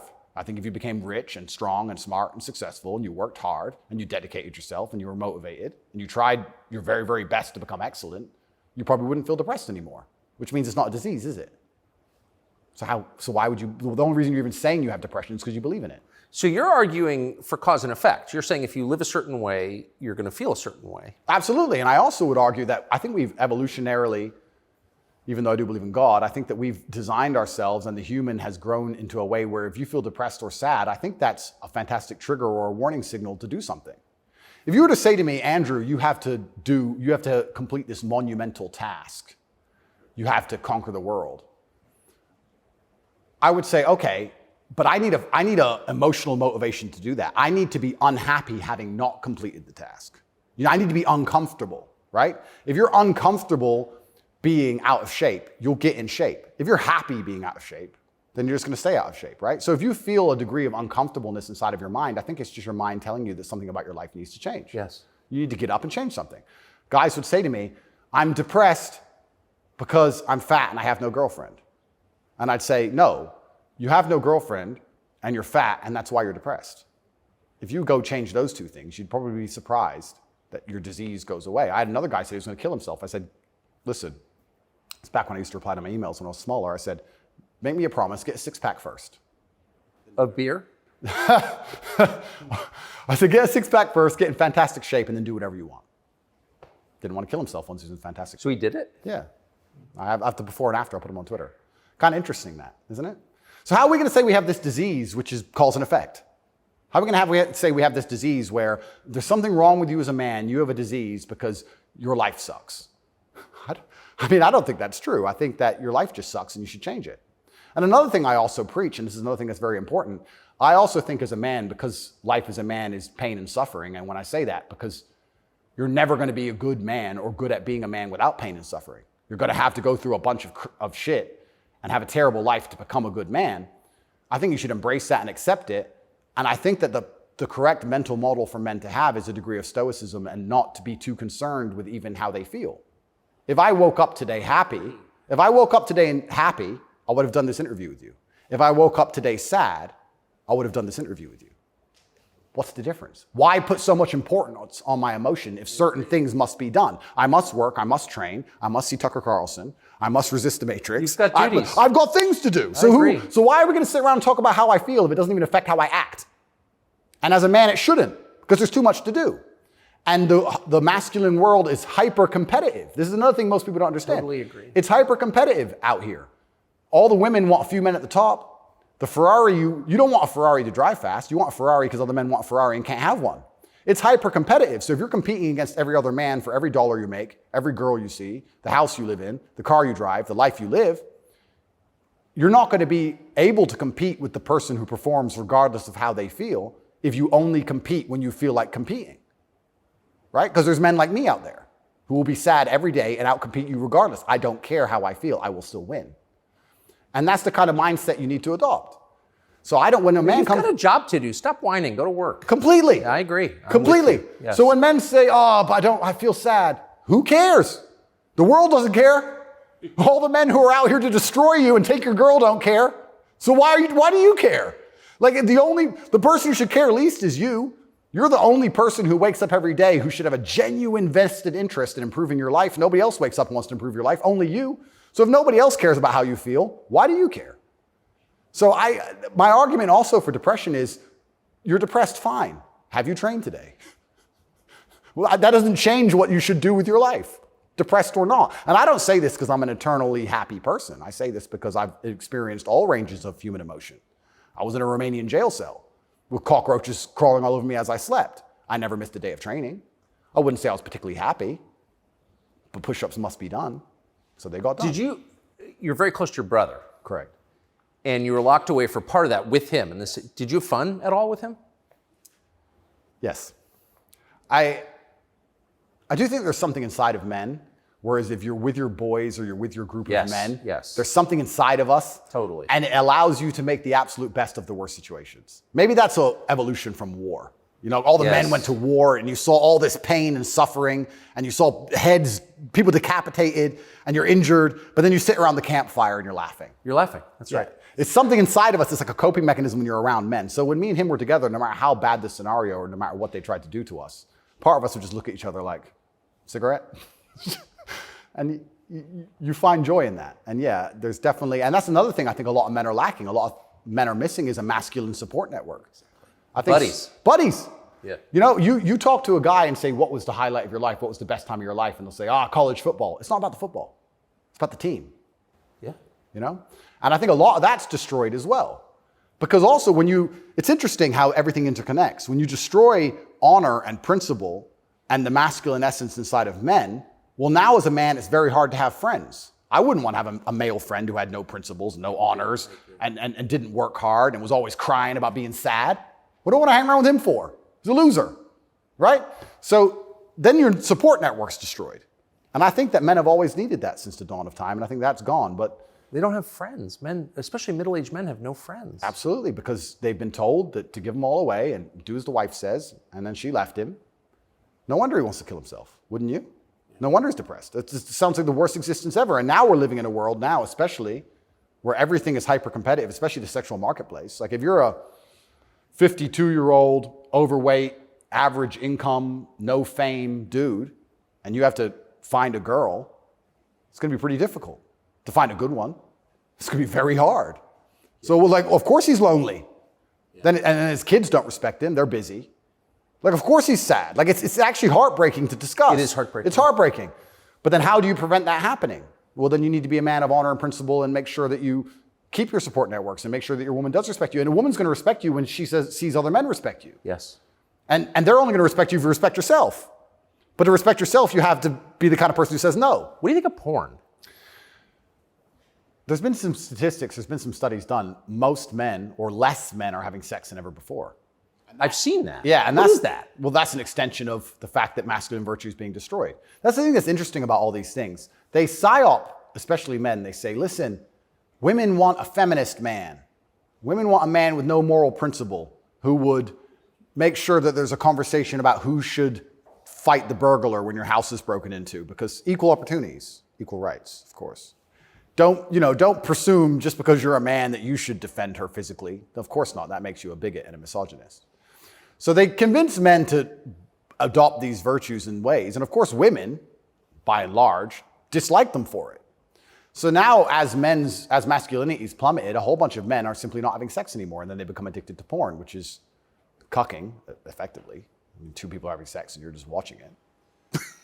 and it's become Good point. I mean, and it's become a pandemic, right? So men are replacing genuine sexual relationships with just the computer screen and porn. And it's becoming a very, very big problem. And that's also exasperated by the fact that I think the sexual marketplace has become globalized. This is the thing I say to young men. A lot of men come to me with problems, and my only answer to them is masculine excellence. I say that in the world we live in today, being a normal man or below normal is going to be terrible. You have to be an exceptional man because the sexual marketplace, especially, even if you just want to find a wife, is globalized. In 1955, if you met the hot girl in the Nebraskan town, she was the hot girl in the Nebraskan town. If you meet her today, she's being offered to go to Courchevel and go skiing in France, and she's being offered to fly to Dubai. And there's millionaires who can just fly her anywhere and give her anything she wants. And who are you? Right? It's getting harder and harder as a man to even find the most basic human function of reproduction. Even to just find a woman you can reproduce with, it's becoming more and more difficult. You also couple that with the fact that they've destroyed morality in women also.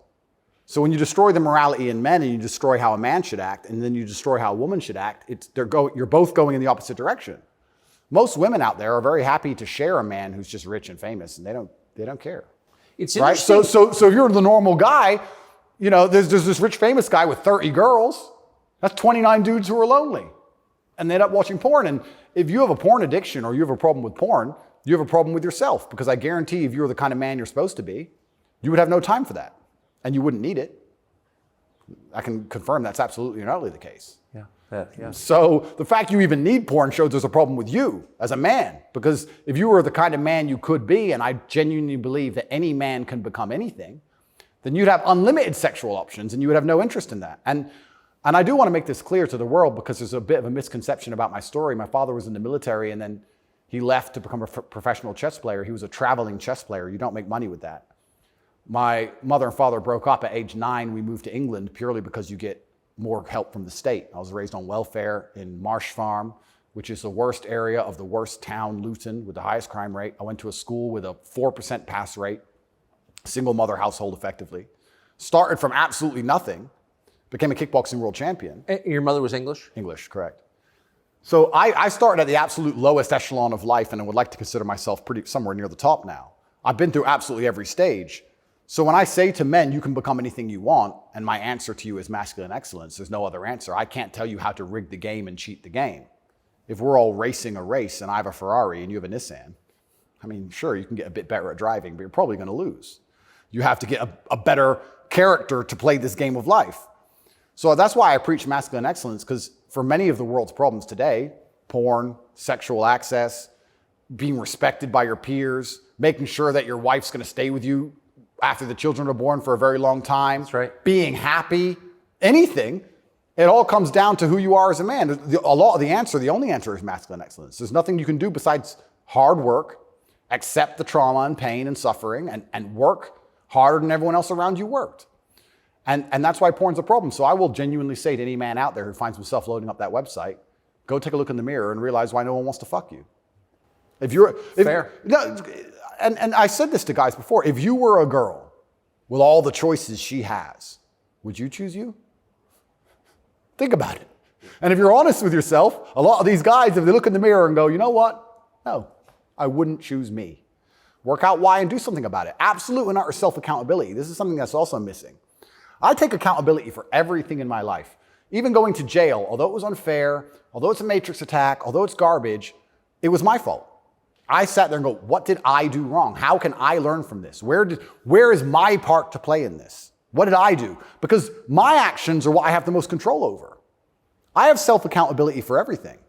If a woman doesn't want to sleep with me, I don't sit and say, women are this way, society's that way. I just sit and say, okay, why? What can I change? So any man who's loading up porn needs to go have a long conversation in the mirror and realize that he's not desirable or as desirable as he should be or could be. I come from absolutely nothing. I'm mixed race. My father was black and my mother's white. So statistically, mixed race, single mother household, bad area. I ticked every box to end up in jail. I ended up in jail for the wrong reasons. I guess you fulfilled your destiny. Can't escape statistics. I ticked every box to be a delinquent, and I refused to be one. I absolutely not refused to be a delinquent. I said, no, that's not who I want to be. I want to be a superhero. And I know the only way to be a superhero is to, 1, suffer, like Batman did, his parents died, and 2, work hard. What does your mother think? My mother's exceptionally proud of me. She still worries because mothers worry. But even when we were in jail, she said, well, I know you're both strong, so, like, she knows she has men. She knows she has, That's pretty great. Yeah, of course. And I think that's what, I believe especially also, I think a man has a duty to his last name. I think we carry the last name. We have a duty to our last name. I am a Tate. I am my father's son. The reason my father is discussed so heavily is because of my monumental success. I keep him alive via my success. I would love to think my son does the same thing. They will talk about my son in a way where they're so interested in his life path that I must be discussed by extension, and then I live forever. So I have a duty to Tate. I have a duty to my last name. I must perform. And this is what I said to my mother on the phone. I'm a Tate. It's fine. Oh, but the conditions are bad. Yeah. That's life. And even as a man today, you're waking up, you want to load up a porn website. You should have respect for your last name, and you should sit and say, is this who I am? Is this what I do? A lot of this comes down to the things we discussed at the very beginning. Self-respect, honor, dignity. Well, you have no dignity? Well, I have too much dignity for that shit. And a lot of these men have no dignity, no self-respect. And it's all an extension. It extends of why they're never going to be who they could be and also what they do to cope with that. And yeah, porn is a coping mechanism. What do you think of women? I think women are some of the most powerful people on the planet, firstly. A lot of the conversations we're having, most people don't understand that women are the gatekeepers and women are the ultimate judges. Women are the ultimate judges, especially of sexual access, right? So when I say that maybe 40% of the letters I got in jail were from women, just love letters. Perfume on them and kiss marks. And the traditional masculine role is still respected and loved by so many women. If you were to ask the average woman on the street who hasn't lost her mind, what she wants in a man. She would like to be financially provided for, physically protected. I love women. I think they are the most powerful and precious things on the planet. They give life. But I believe that when you love a woman, you should want to protect her and provide for her and take care of her.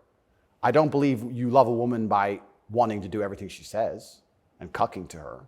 I don't believe that because I love women, I should have no standards on what I expect in a woman. I don't think loving women is sitting there going, a woman can do whatever she wants to me and I put up with it. I don't think that's loving women at all. I think loving women is saying, I'm going to be the best man I can be. And the only way I'm going to be a good man is with a degree of standard. And I'm going to be the best man I can be for you. And when I say these things, I get attacked for being a misogynist. Because Well, how is that? I think misogynist means someone who hates women. Correct, because I have conversations with women who are, let's say I've done some podcasts with women who are very promiscuous. And I've explained to them that since the dawn of human time in every single society across the planet, promiscuity in females has been frowned upon. Yes, that's true. It hasn't been frowned upon in men, but it has been in women. I explained In a big way. In a big way. In many parts of the world to this day, you can't get married if you're not a virgin. I'm not saying all women should be virgins. I was explaining to her that female promiscuity has always been hated. In every holy book, it's disliked. You've bought into this new think the last 10 years, and you seem to think it's empowering. And I would argue that it's not empowering. And I sat there and had a conversation with this promiscuous woman, and I said to her that she is doing herself a disservice, and she's dishonoring herself, and she's never going to be happy or fulfilled jumping from bed to bed. And I was told that this makes me misogynistic because women are empowered and they can make whatever choices they want, and I'm insecure to believe that a woman who slept with 300 men is somehow changed mentally and her ability to bond and love a man has been affected by that. But it is. That's true. Well, unfortunately, you're going to end up in a Romanian jail cell for being a misogynist. No, I mean, I love women. And so I've seen it, and that is true what you said. The thing that's interesting is that women intrinsically understand this. Yes. Because if you see a woman dislike another woman, what's the first name she calls her?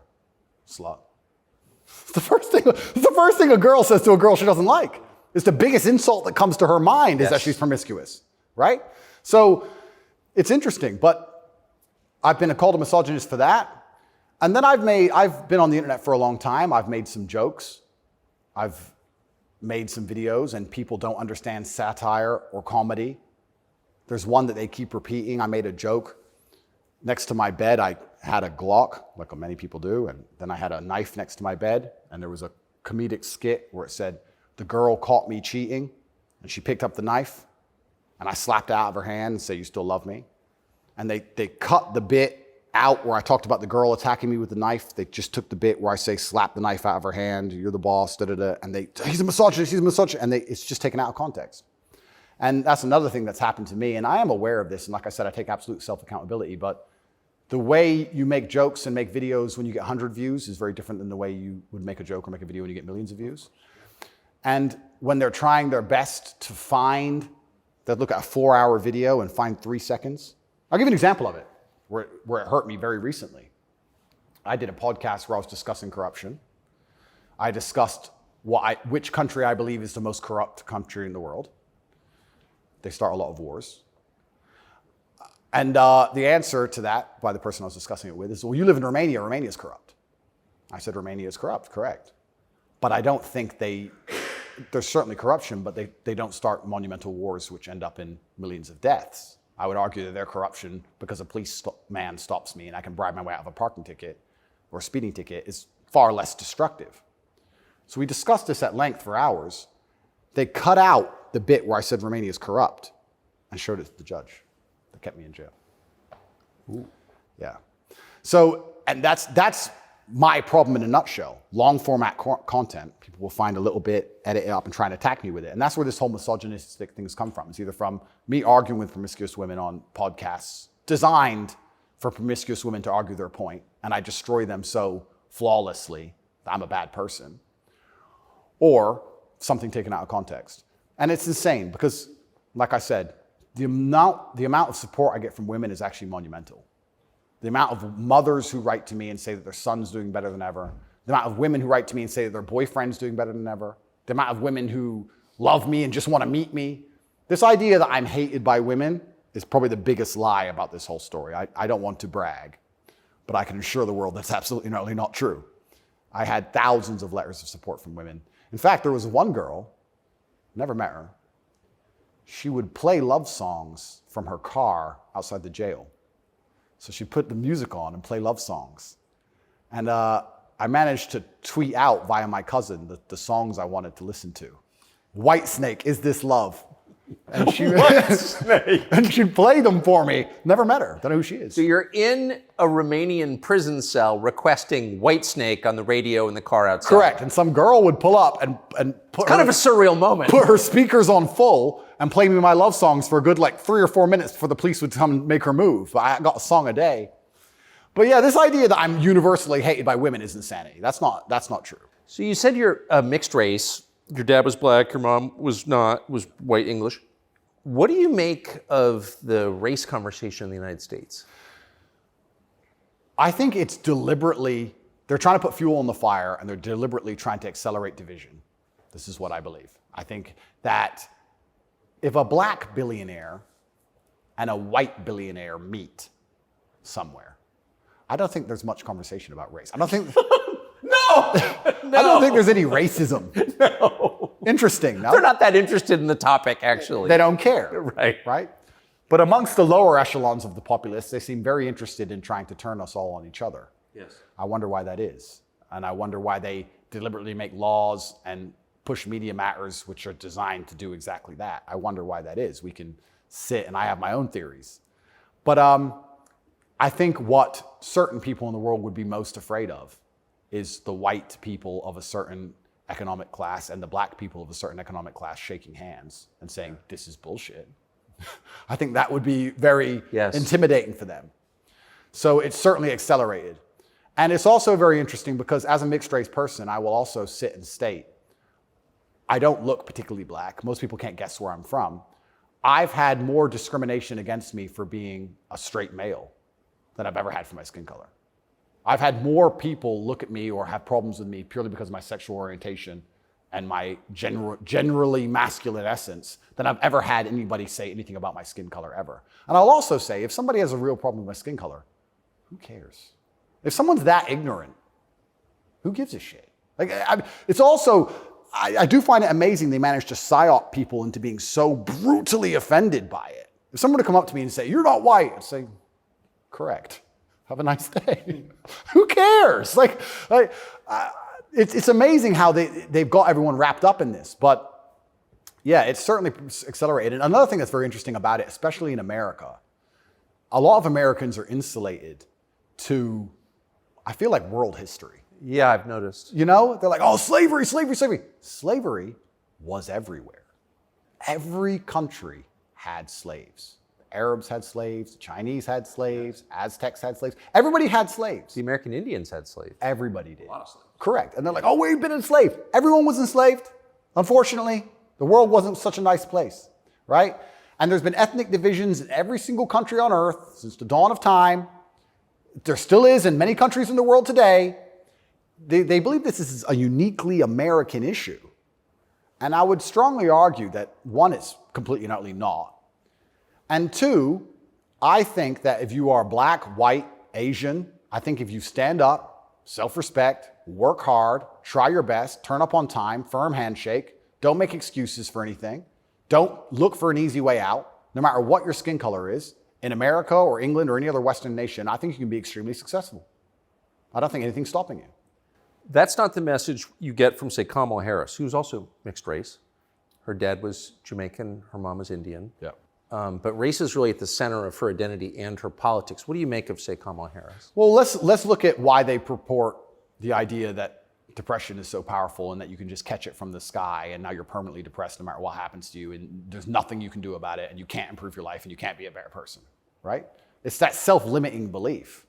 I think by also pushing this racism argument, it's also very much the same thing. I think if you adopt that mindset, if you wake up and you're a particular color, you're purple, and you believe purple people can't make it, what's your chance of making it? 0. Yeah. Right? So that's what's so destructive about it. This is what I'll even argue when I argue this point with people and they try and say, oh, but this happens, and they pull out these statistics and all this garbage from the Matrix. I say, listen, even if the world's racist against purple people, the best thing you can do is be such an exceptional purple person that they need you they need you. The only answer is hard work. The only answer is self-accountability, masculine essence, honor, dignity, making your ancestors proud of you because you hold the same last name as them. The answer is the same regardless anyway. But when people like Kamala are pushing this racism agenda, they're trying to say to people effectively, you'll never be anything, and you don't stand a chance of ever being anything. And I think that that makes people who aren't anything feel a little bit better about themselves. It's cope. And that's the only fans she has left, are losers who she's told it's okay to be a loser because there's no way you could have not been a loser. And I will argue you could have been something a lot more than that. And you shouldn't listen to anybody who tells you you're not going to be a loser. If someone were to come to me and say, Andrew, you're mixed race, you're from a single mother household, you're never going to be rich. I'll say, watch me. I don't believe you. I don't believe you. Who are you? So everything she's saying is one, wrong. Two, it's destructive to believe in. Three, I think it's her last hope at having any kind of fan at all because she's largely incompetent. I don't think I've ever heard her put a compendious, coherent sentence together. And perhaps also, maybe that's the reason why she leans so heavily on race, because she's not impressive or competent, so she can say, oh, but I'm this color and I did it, instead of actually talking about how good of a job she's doing. Because if you have to discuss that part of her career, or that part of her current life path, I think she'd be in a lot of trouble. I want to show you video of Joe Biden's challenger for the Democratic primary, Robert F. Kennedy Jr.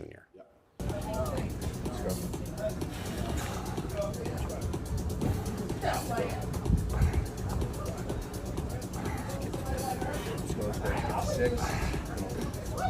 Run it. Let's go. Up. What do you think of him? I think a strong body is a strong mind. I don't think there's anything wrong with a man exercising up until the age he dies. Why wouldn't he?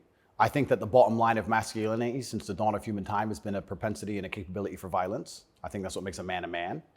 I don't see any possible negative connotation with being in good physical shape. I think that's a fantastic way to show discipline, which is very important in any man who's important, especially a world leader. In fact, I love the idea of an elected world leader being in fantastic physical shape. I think it shows that they're a motivated, disciplined person, and I have a lot of respect for him for that. And I think that in the military, we make it mandatory, right, to be in fantastic physical condition. Yes. So why wouldn't we have it mandatory for people who are in charge of the entire world? I think it's fantastic. The President of the United States seems to be failing physically. As you look back at the country whose passport you hold, at the president, what's your reaction? Well, sometimes, and it's not very often, I consider myself ignorant, but I feel like there must be some magic I missed, because wasn't he the most voted for president in history? Oh yeah, billions of votes. Yeah, there must be some magic I just can't detect, Tucker. I don't want to. More than Barack Obama, 81 million votes. It's insane. And I mean, Barack, yeah, sure, he was very intelligent, articulate. Yep. He was concise and compendious with his ideas. He could make you understand how he thinks. Yes. But Joe must be better in some way. I can't seem to see how, and I guess the fault is with me. I don't know what to say about that one. It's one of those lies that's so ridiculous that you're just like, okay. He got more votes than Barack Obama. Shut up, he did. Shut up. Excuse me. I want to get your take. This is sort of small ball, but it I think tells you something about a larger trend in the United States. This is a state senator from the state of Wisconsin in a public hearing recently saying, in a discussion on a crime bill, fuck the suburbs. Here she is. Fuck the suburbs, because they don't know a goddamn thing about how life is in the city. What is that? There's a hostility there. Where does that come from? That comes from being a perpetual victim. That comes from being told that everything that's happening to her is not her fault and she has no self-accountability. Even though she's managed to become a senator, somehow she's still oppressed. And that means that everyone else who looks like her is also completely and utterly oppressed. And anybody who has a slightly better life in any way is, by extension, a bad person because they weren't oppressed. Yes. And that's where the hate comes from. The division's put there by these mindsets which are being purported by the people in charge of the world, convincing you that you have no control at all over your own life. And that's why she's so resentful towards people who have done well in life, not even as well as her. Right. I would also argue, perhaps I'm incorrect, that she probably lives in a suburb. Of course she does. So she's a hypocrite on top of that. Yeah. But hypocrites are, the fantastic thing about being a hypocrite is if you're a hypocrite with a little bit of power or influence, you're allowed to be a hypocrite because you're spreading information on the larger problem. In fact, this is actually interesting. One of my funnest things, I'm going to announce this here on your show for everyone to know, this is a world exclusive. I want to become a climate change activist. Because when I was younger, people would say, what do you want to be when you grow up? Do you want to be a fireman? Do you want to be Batman, et cetera? And I wasn't sure what would really make me happy. But now I'm ultra wealthy and I fly around on private jets all the time. I think that now is the time for me to become one of those hypocritical climate change activists. 100%. It's going to be super fun. Well, as your carbon footprint grows, your concern about carbon footprints grows. Absolutely. Eat the bugs. Sell your car. How dare you eat meat? On my jet, of course, I have meat, but I'm allowed to be a hypocrite because I'm spreading awareness for the overall problem. It's for the greater good. It's for the greater good. I have to get to the climate change activist meetings. So, which happened to be in Switzerland, I noticed. of course. So, although I'm flying on, well, before this arrest. They're never in New Jersey. Never. So before this arrest, I was on about 3 or 4 jets a week.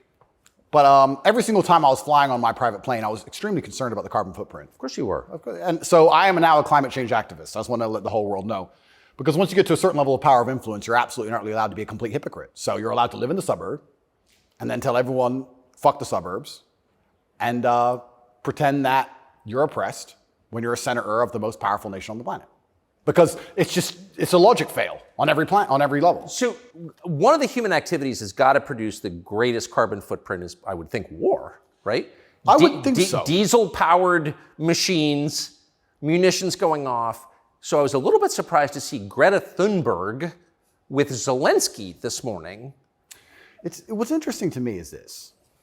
Firstly, I would never kill myself. Secondly, imagine these people are so detached from reality. Imagine going, you know what we need to do? Brainwave. We need to drum up support for this garbage. Let's take the most loved woman, Greta, and the most loved man, Zelensky, and let's make them meet. Think about the PR. Let's bring a camera. And imagine people sitting around a table going, that's going to really make people support this. Who gives a fuck? I don't want to swear. I'm sorry, but some young girl turns up to a war zone who has nothing. Why is she there? What are they going to talk about? I don't know. But what's their conversation? I think she only yells. I don't think she does talk. I don't understand. Is she going to talk about how the childhood has been stolen from all those million Ukrainian men who have been blown to pieces? Like she talks about childhood being stolen because we drive, cars? I don't think she is. I don't think she's going to mention that. No. Is it just a big PR opportunity? Like what PR team came up with this concoction and thought, this'll keep them on side? It's mind-bending to me who even thought this was a good idea. It's crazy. But of course somebody did. Somebody thought it was a fantastic idea. Have you ever met Greta Thunberg? No, but me and her have had some internet arguments. I think you went to prison for it, right? Yeah, correct. Which is amazing because I'm a climate change activist. So I'm on her team. I was in Sweden during COVID. So we could have met. She didn't want to hang out with me, unfortunately. And then now I'm flying around on my jet everywhere, spreading news about climate change. Same thing. Like in my Bugatti, obviously it's got a big engine. I make sure to talk about climate change out the window as I drive. But I'm on her side. She doesn't seem to be very interested. You yell at the serfs as you pass about climate change? Yeah, don't eat meat. Eat the bugs. What's wrong with you people? You don't care about the earth? Like, if you don't start caring about climate change, all those politicians with beachfront property are going to lose their houses. Yes. And they're very concerned about climate change, which is why they bought their houses on the beachfront, so they can be the first to let you know it's coming. The early warning system, right? They're very concerned. That's why they want to be right there on the beach. Quite honorable if you think about it. Kind of on the front lines of the climate crisis. Absolutely. Lead from the front. So good. But one more point about this. Sorry to go on and on. No, I love it. But when I say these things, people, you don't care about the environment. And I try and explain to them, I love nature. You love hunting, fishing, you love nature. I love nature. Passionately. The problem with all of these things is not that I don't like nature. The problem is that nearly any issue which appears to be virtuous on the planet today is Trojan horsed with garbage. That's the problem. I have no problem with fixing or maintaining or preserving nature. I have a problem with them telling me I have to maintain nature, them Trojan horsing my bankruptcy into the middle of it, knowing that nature won't be fixed, then telling me it's about nature and telling me I should agree with it. That's my problem. There's nothing left on the planet, no issue, which isn't Trojan horsed with absolute garbage. Yes. And if you're going to sit there and tell me that I need to give more money to the government to stop the sun from being hot, I'm going to argue with you that I'd rather keep my money. Thank you very much. Yes. So this is the problem with all these issues. It's nearly anything. When I argue against them, people are like, you don't care about the issue. I do. But you're not smart enough to understand that the legislation around this issue is so large, it hasn't even been read by most of the people voting for it. Yeah. And there's something in the middle of it which is going to damage every single person's life, which has nothing at all to do with the issue itself. And most people don't understand that. They co-opt people's best instincts, their love of nature, which is a virtue, of course. Yep. Their love of their neighbors during COVID. Don't you care about your neighbors? Oh, Well, completely. Of course you do. And your grandparents? I revere my grandparents. Of course. And you're a bad person if you resist. I was a terrible person for going to Sweden. You're a very bad person. You don't care about anyone else.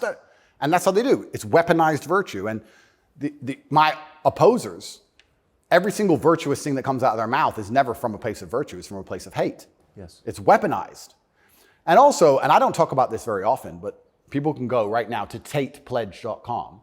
I donate $25 million a year to feeding children in war-torn countries, especially in the Islamic world, because that's where a lot of the war is. Nobody ever mentions that, ever. Nobody mentions any of the charitable work I do. Nobody mentions any of the lives I save. Nobody mentions any of the people who support me. They don't mention anything at all. They just come along and say, you're a bad person. And I say, well, if I'm a bad person, let's talk about the things you've done to genuinely benefit humanity, besides sit on Twitter and talk shit. Have you ever done anything for anybody ever? Are you capable of doing anything? Because the things that make me a bad person, right? You don't like me for my principles and the fact I stand up for myself and the fact I have parameters and I say no, everything you hate about me. Those are the things that allow me to even do good in the world. If I was like you, mush, goo, I couldn't even help anyone. If you had to help someone today, how could you even do it? You're broke and you're lazy and you're stupid. You can't even enlighten anybody. You can just spread hate. How is that helping the world? These people are a net negative, genuinely. And that's what's so crazy about being attacked for your morality, like I'm being now. And when you're a good person in general, they attack your morality because the people who are attacking you are absolutely and utterly immoral. The ultimate hypocriticism. Ultimate. Even more than my private jet climate change stance. So it's certainly unique. I do like to believe, though, we're entering a new stage of consciousness. I do like to believe, at least from 10 to 15 years ago, more people are, I think COVID woke some people up. I do like to believe the MSM credibility is tanking in real time. Trump helped massively. Fake news. 2 words. Before Trump, when did you ever hear fake news? I didn't really hear it that often. No. Fake news, fake news, fake news. And he did a fantastic job of that, and he's starting to wake people up. So I'd like to believe there's a degree of us winning, but I just want to make it very clear to the people who attack me and the people who attack anybody who stands up for what they believe in, a lot of their virtue signaling is just hate peddling.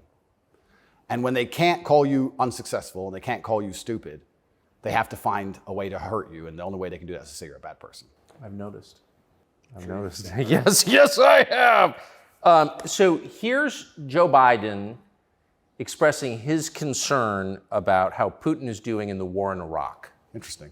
It's hard to tell, but he's clearly losing the war in Iraq. He's losing the war at home. And he is become a bit of a fly around the world.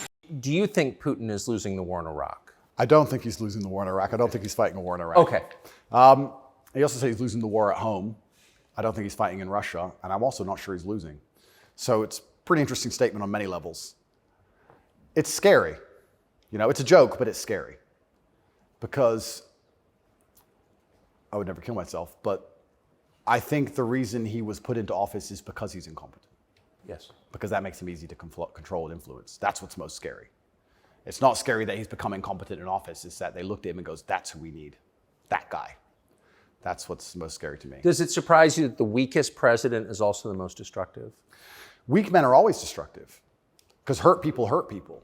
Yeah. I don't know, I heard, someone said that to me a long time ago. Hurt people hurt people. They were talking about a relationship. And I said, that's true. If your heart's been broken, you're probably going to be a bit of an asshole and break someone's heart, hurt people. And then I thought, well, if you're a weak man and you're going through life and you don't have the strength and resilience to resist the trials and tribulations of being a man, and you're constantly hurt by everything, and you're constantly upset and depressed and sad because you're weak, how could you possibly do good? Hurt people, right? To do good, you have to be a good person to begin with, and to be a good person, you're virtuous, and you've gone through a lot of things that made you strong. This is what's mind-bending to me, that the idea that strong men are somehow bad. And it's the ultimate hypocrisy, because as soon as something happens, especially physically, as soon as a liberal is attacked, they call the police. Defund the police! Call the police. Don't be masculine. Police officer, please. They want a big, strong man with a gun. Guns are bad. They want him to have one, right? So the ultimate hypocrisy on every level is absolutely and utterly insane. At the base realities of humanity, the absolute base reality, strength in men is respected and wanted. And I think that the closer you get to unfortunate circumstance, the closer you get to reality. They go hand in hand. And then everyone's looking for the strong men. So strong men should always lead, I believe. And for a longest period of human time, that's how society functioned. The strongest men led. But in the Western world now, that doesn't seem to be the case anymore. And weak men are emotionally led. They're not particularly stoic. They're impulsive. And I would say that the most heinous acts, perhaps, that happen in modern society today are purported and committed by weak men. I don't think a school shooter is a strong man. I think it's a weak man. I think it's a man who's been picked on, got butthurt, is upset, girls don't like him, never learned any emotional control. He's the kind of person who does exactly what the TV tells him to do. Act out your feelings. Cry when you want to cry. Well, now he's angry, so now what? You told him to act out his feelings. What do you expect him to do? I think that weak men do the worst things. I think weak men hurt women. I think weak men rob stores because they don't want to wake up and work hard and go to work and do it the honorable way. It's a weak man who goes and steals. It's a weak man who beats the shit out of a girl. It's a weak man who shoots up a school. This is all weak men stuff. And society as a whole is telling men to be weaker and weaker, saying it's somehow the solution to everything because being a man is toxically masculine.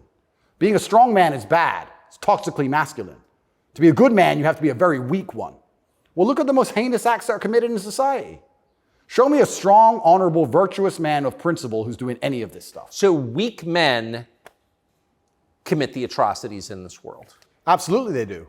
And it's weak men who also attack anybody of virtue. Because I think when you're weak, you're intrinsically unhappy. Yeah. I don't think as a man you can be happy if you're weak. I think happiness and strength go hand in hand. Yes. I think that's how we're supposed to be, right? Even strength of mind, strength of conviction, strength of something. If you're weak, you're going to be miserable. So I do find satisfaction in the fact that most of the men who truly dislike me are miserable and weak.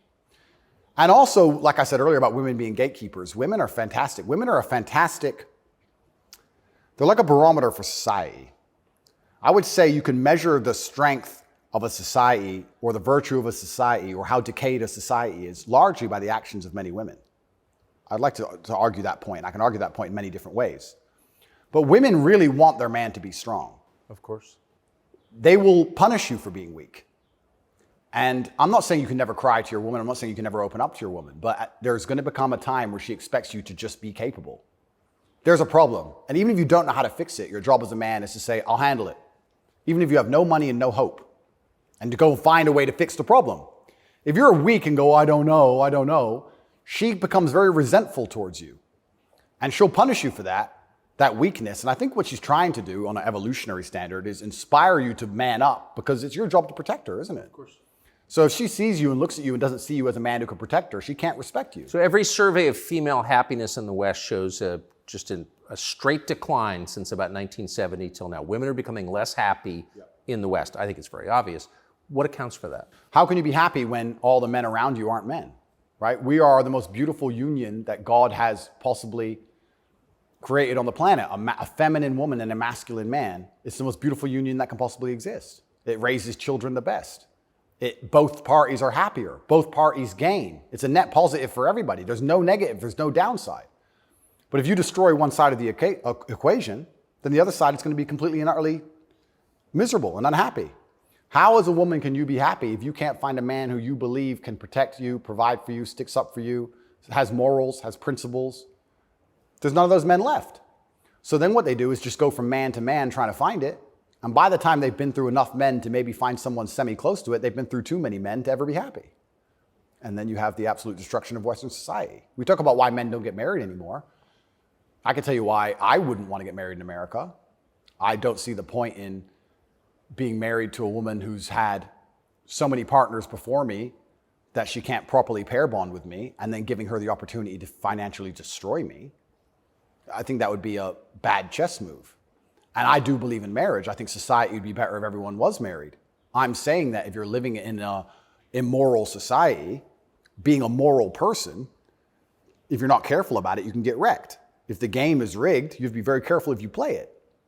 So how do we encourage men to get married? Well, they need to be worth marrying, but so do the women, right? So everything's decaying on both sides. Everything's spiraling. One of the reasons I also got called misogynistic, and I'll say it here, I argue the point that for the longest period of human time, evolutionarily, women had to adopt and find a way to take the ethos of an opposing tribe perhaps quicker than a man could because of war. If the men would fight and a tribe lost and the women survived, they had to change how they thought to fit in with the new tribe to survive. Yeah, because they'd be carried off. Because they'd be carried off. Of course. Like the French women were sleeping with Nazis towards the end of it. Towards the end of Paris occupation, all the French women were sleeping with Nazis. When the Nazis got kicked out, the French women had their heads shaved because they got caught hanging around with German soldiers. The German soldiers killed their husband. 3 years later, they need to eat. So the German soldiers have a wage. He's handsome. It's amazing how quickly they can adapt. And that's for their own survival. That's fantastic. But then if you extrapolate that out and you understand that to be true, then you also understand that women are more susceptible to programming to a degree. I got called misogynistic by saying that if you sit 100 men and 100 women down in front of propaganda, I believe that women are more likely to believe a lot of that. I think a lot of liberals are female. They're more emotional. And it's easier to convince them of something if you use an emotionally led argument, right? So if by extension you now have women who are emotionally led, who are being convinced and their logic is failing because they're being tricked with an emotionally led argument, and the man they're meeting has no principle and no honor, and he can't resist that, she's in charge of the house, well, now she's telling the man what to do, right? If I would have come home during COVID and my woman said, you need to wear a mask, I'd say, no, I don't. End of conversation. But if I was a simp, you need to wear a mask. Okay, baby. Don't. All right. So the women are also largely in charge of the psyop because the men are so desperate to get any kind of connection with a real person and avoid the porn screen. And then these women are being controlled by the mass media as a whole. I say this to, I have children. I don't talk about it often. But I say to the mothers of my children, I say, look, either we program their minds or society does. Who do you believe in? Everyone is being programmed by somebody and something. Me, you, everybody. We're all programmed by someone. To sit and think you're above programming is incorrect. What you have to do is sit and say, does the person who's programming genuinely have my best interests at heart? What do they want me to believe? Why do they want me to believe it? What happens if I believe what they want me to believe? Where does this lead? That's all we can do. We're all programmed. We're all the sum of the 5 people we spend the most time with. Right? So if you have women with no father, no strong masculine influence, who's programming them? The Kardashians and the news? The internet? Porn stars? What kind of woman's that going to be? And then if a man finally ends up with her and he has no backbone, what kind of man's he going to be? I don't want to comment on these things because I don't want to make personal enemies of people I don't know. There's a guy called Adam22. Once again, I have no idea who this man is. I just saw on Twitter yesterday that he was with a porn star who'd never done a male scene. They got married, and like a week after their marriage, she did her first male scene with some random dude. And he's on a podcast defending it. Did his wife have sex with somebody else? Correct. Why? Like, this is the level you can, but this is what the Matrix wants from you as a man. They want the woman in charge and the man below with no backbone, because if the woman's in charge, they can emotionally affect her. They can scare her. You can scare a woman easier than you can scare a man. A man. A real man's hard to scare. A woman you can make afraid of the vaccine, right? Be afraid, COVID, be scared. If she's in charge of the household, I would argue in nearly any household where the female was dominant, everyone's vaccinated. I would argue that point hard. Of course. Maybe I'm wrong, but I would argue it. I don't have the statistics. It's just logic to me. So talk about women being unhappy. What's actually interesting about the female mind, once again, they're going to call me a misogynist, is that when you're an emotionally led person, you're more prone to chaos. It takes real stoicism to lead. So why are these women unhappy? Because no one's leading them. No fathers, no men of no backbone, no man they respect. So they're relying on society, which is promoting chaos, and their own mental state. Women will say all the time, my period was coming up, so I was crazy. Like, they'll say that themselves. So without any kind of hard rock of emotional security, to give her a hug and say, don't worry, baby, calm down, it's okay. When you have no hard rock of emotional security and you leave her to her own devices, she's going to be, to a degree, chaotic. And you know who told me this? A woman said this to me. A woman said, most women are closer to a mental breakdown than you possibly believe, day by day. I was like, really? She goes, yeah, and that's what I love about my husband. He makes me feel happy and secure and safe. If I'm starting to have a problem, I know I go to him and he makes me feel safe. He's my rock. There's a woman said this to me a long time ago. Yes. So why are women miserable? Because where are they going to get their happiness from? Where are they going to get their emotional stability from? It's not their job. I don't believe it's a woman's job to be emotionally stable. It's a woman's job to do many other very important things that men can't do. More important. They're better than men at a lot of things, women are. But it's our job to be emotionally stable. Women are better than us at certain things. We're better at other things. And that's why as a team, we're so powerful. To sit and pretend we're all the same the whole way through, then why do we even need each other anymore? Well, I don't think we do. You're exactly it. And this is why we have birth rates declining, porn, women who are running around sharing one man with no intention of having children, marriage is gone. Like, where do we think this is going to end? And what's interesting about it ends with the training thing, right? Well, yeah, that's the ultimate. No, I'm serious though. If there's no, scrambling the idea of the gender binary of sex differences, like that is kind of the end point, isn't it? Well, the end point is, men are the same as women, so it doesn't even matter. Right. I can be a woman today, I can be a man tomorrow. None of it matters anymore. I also think a large part of this transsexual movement, I think a large part of it is a deliberate attack on us and our senses because they're trying to convince us to ignore our eyes. I do believe that is a bottom line. I think the bottom line of slavery are your own senses. Like, no matter what I'm told that it's cold outside, I feel warm. That's the bottom line. So once they can convince you that your senses are wrong, well, then you're completely open for the slave programming. Once you can look at something with your eyes and ignore your eyes, you're a prime candidate. So I think a lot of this has also something to do with that. You are going to say that's a girl. That's what you are going to say because you have to. And if you say it long enough, you'll think it. And if you won't, your children will because we'll tell them. So eventually, you're going to say it. And then it becomes true. Then you ignore your eyes. Now you'll believe anything, right? Till the next thing comes along. Now you'll believe all the people on the jets telling you about climate change. It's all an attack on the senses. This is America's most famous admiral. It's such an important issue for our youth and adults. As you said, some of these laws are actually extending into adulthood. We often say that gender-affirming care is health care, gender-affirming care is mental health care, and gender-affirming care is literally suicide prevention care. Would that be your view as well? I 100% agree. It's genuinely, I want to actually genuinely give my heartfelt condolences to any young person who falls for this crap, because you're going to be so miserable for the rest of your life. If you chop off your genitals, take a whole bunch of chemicals as a teenager, you are going to be miserable for the rest of your life. Yes. You're never going to be the person you want to be. You're never going to be accepted as that person. You're never going to feel happy inside. If you fall for this, I genuinely feel sorry for you. That's the first thing I'm going to say. The second thing I'm going to say, I find it very interesting that the only surgery we call affirming is gender surgery. Imagine a girl woke up and said, I was born in the wrong body because my tits are small. I'm a big-titted woman, but I was born in the wrong body. I need tit-affirming care. I need to affirm my true body shape. Because otherwise I have a mental health problem. No, it's plastic. It looks good, perhaps, whatever. But we would never say she was born in the wrong body and we had to affirm her genuine body experience. Her triple Ds. Yeah, her triple Ds had to be affirmed. It's garbage. You're not affirming anything. And also, I think it's kind of interesting. They say that trans people commit suicide at a higher rate. That's sad. Nobody should kill themselves. I would hate for anybody to kill themselves. They say that's because they're picked on for being trans.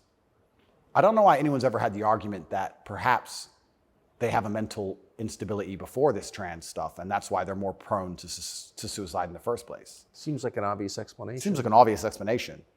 I don't think it's normal for anybody to want to mutilate themselves. I think if someone were to come to me and say, I really want to cut my hand off, I would think they had a mental illness. Why? Don't like it. What do you mean you don't like it? I don't like my hand. I don't want it. I would think that's very concerning.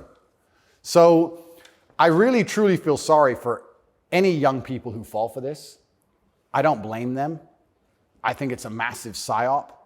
And I think if you fall for it, you're going to be miserable forever. And one more point I'll make on this whole thing I found very interesting.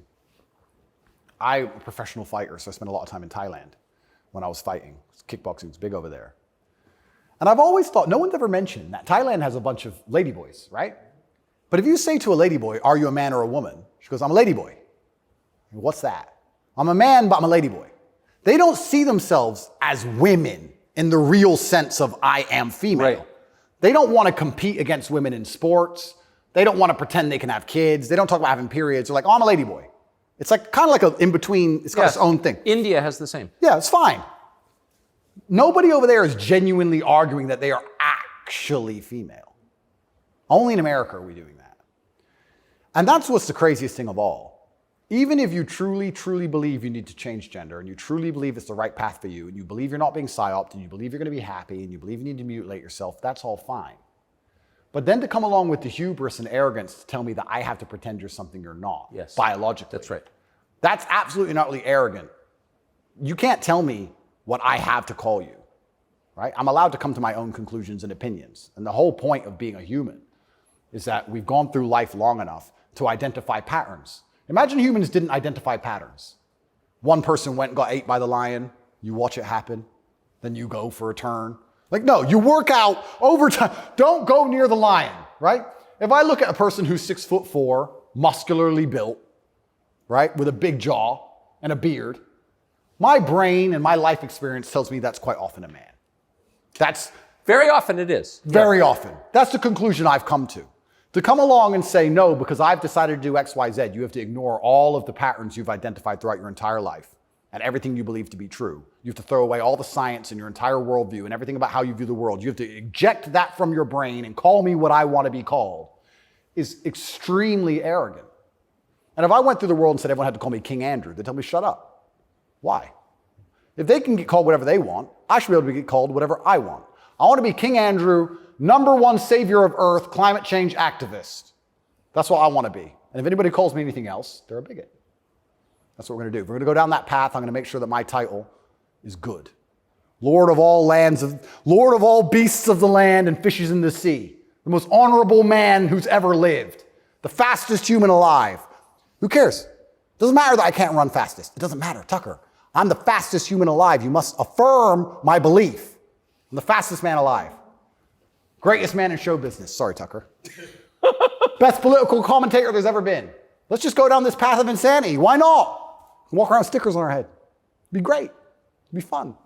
The scariest thing about all this stuff is that the world is still polarized to a degree because there's certain places in the world which are too close to baseline reality for survival, for any of this garbage to fly. You think you can go to Tajikistan where people are trying to eat and talk to them about gender and all this garbage? They'll be like, listen, you're a man, this needs doing. Shut up, right? There's no time for any of that. So as the Western world is self-destructing in real time, there are places in the world where none of this crap is happening. So who's going to own the world in 100, 200 years? Like, it's still competitive to a degree. It's still bipolar. There's two sides to the world. I think that when men are men and women are women and we stop arguing about dumb shit, that society overall is more competitive. I don't know how America's going to maintain its influence over the entire planet when it's doing all this garbage. How long can this possibly last? Not long. Not long. It's like the fall of Rome. The fall of Rome, everything became decadent, endless sex and orgies. No one had enough faith in the state to join the army anymore. And people talk about barbarians destroying Rome. Rome was destroyed from the inside. That's what happens. And we're witnessing it in real time. And we have all these problems on Earth, and then they want to spend millions and millions of dollars on an investigation to prove that I'm a human trafficker for TikTok. It's clown world. Nothing even makes sense anymore. This is a video from a recent Pride March in New York, and I'm interested in your view of it.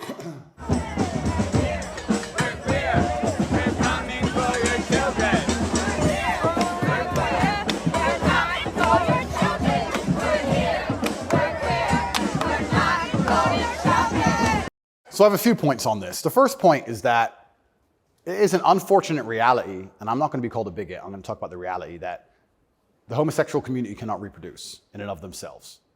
So for them to have a community into the future, they do need your children. That's how they think. For there to be a homosexual community in 100 years from now, they need straight people's kids, because only straight people have children. So they're telling the truth. That's the first thing. They mean what they say. The second thing is, I think a lot of this is an attention grab by them. I think they are slightly disappointed in how tolerant many people actually are. I have no problem with gay people. I don't care. I'm gay. Cool. I want to get married. Fine. I'm going to wave my dick in your kid's face. Wait a second. Yeah. They push it to a point where we have to react. And then when we react, they say we're bigoted. Children are innocent, and destruction of innocence is one of the most disgusting things on the face of the planet. It's terrible if a child is killed in a war. It's terrible if a child's mind is warped by any propaganda mechanism. They're innocent. What I don't understand is why, imagine heterosexual men walked around naked saying we're coming for the children. Well, someone gets shot. Absolutely. So why is it when you For good reason. Completely. So as soon as there's this sexual orientation, they're completely protected. And I think that the whole point of having children as a whole is to instill them with your worldview. I know if I have children, I want them to be like me. We just talked about my last name and how I want them to honor me into post-death. Then I want them to be a representation of me, which means they should believe in my values and my creeds. Why is a group of people in New York walking around telling me what they're going to teach my kids and what my kids should believe? They're not your kids, they're my kids. Right. And that's what's so scary, because children are impressionable and children are raised by the state and the internet, effectively, which is why they want me off the internet. But they'll let a lot of people stay on the internet that say a lot about a lot of things. I'll argue that if I was transgender, the American embassy would have told Romania they were bigoted and removed me pretty quickly. I would genuinely argue that point. They would say, no, what you're doing is abusive to the LGBT community. He must be removed from jail. Of course, immediately. Immediately. But because I'm straight and heterosexual, it doesn't matter. We're the class that suffers the biggest bigotry that possibly exists in the Western world today. I would actually argue that point. But they're saying this to be deliberately provocative. They're deliberately trying to upset people. They want to upset you so that when you talk against it, they can call you names and call you a bigot. And also they mean what they say. And it's truly scary. I'm obviously a Muslim. I'm Islamic. What most people don't understand about a lot of the Islamic world is that a lot of these things are outlawed, right? But people say, so gay people can't go there. If you go to Dubai, you will see gay people. If a guy wants to be gay and do whatever he wants to do with a full-grown man in his own house, I don't care. And you can tell. You might have a waiter's gay, whatever, etc. The only reason it's outlawed is not to stop a full-grown man meeting a full-grown man and doing what he decides to do. It's outlawed to prevent it bleeding into society and affecting the culture where the children are affected. That's why it's outlawed. And I'm not saying it should be outlawed in America, but what I'm saying is if you're not going to protect the innocence of children from any ideology, and if the ideology is deliberately targeting children because children are more impressionable and more capable of believing in things which simply aren't true, perhaps a man looking like a woman or vice versa, then that is a dangerous ideology that should be very closely examined. Well, if you're not going to protect children, or if you're going to encourage women to fight your wars, why have a society in the first place? Well, this is another Isn't thing. the whole point of society to protect women and You children? know what's really interesting? I argued this point once. They were talking about how the West is a patriarchy and it's so terrible to be a woman in the West. And I'm like, well, where's better to be a woman then?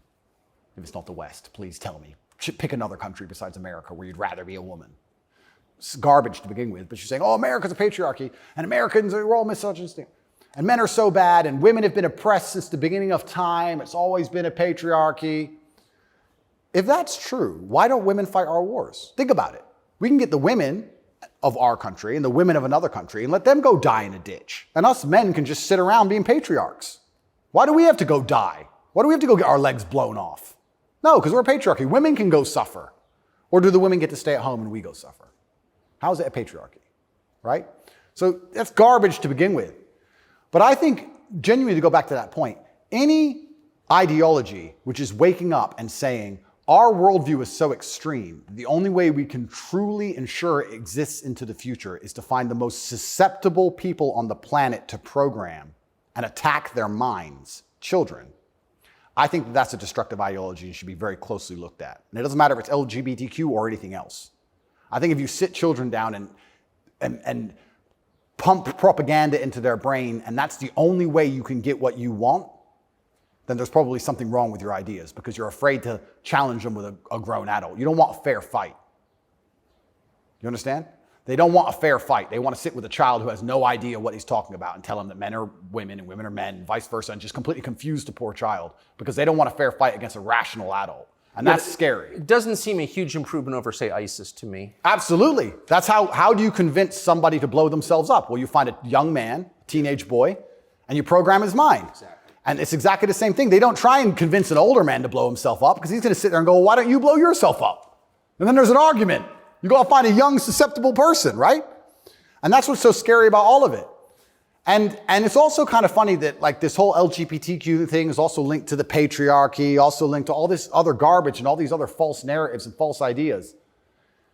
And it's these people who are attacking me saying, I'm dangerous for women because I'm a misogynist. You're dangerous for women for pretending men are women. You're more dangerous for women than I am. I'm saying a man's a man's, a woman's a woman. You're saying that if I put a wig on, I could go punch women in the face in the boxing ring. Who's dangerous for women? It's insanity. And again, they have no virtue at all. They just weaponize garbage and attack you with it. But I do think that children have to at least be the bottom line for society. That's the future. And if you have children at home, you're raising them.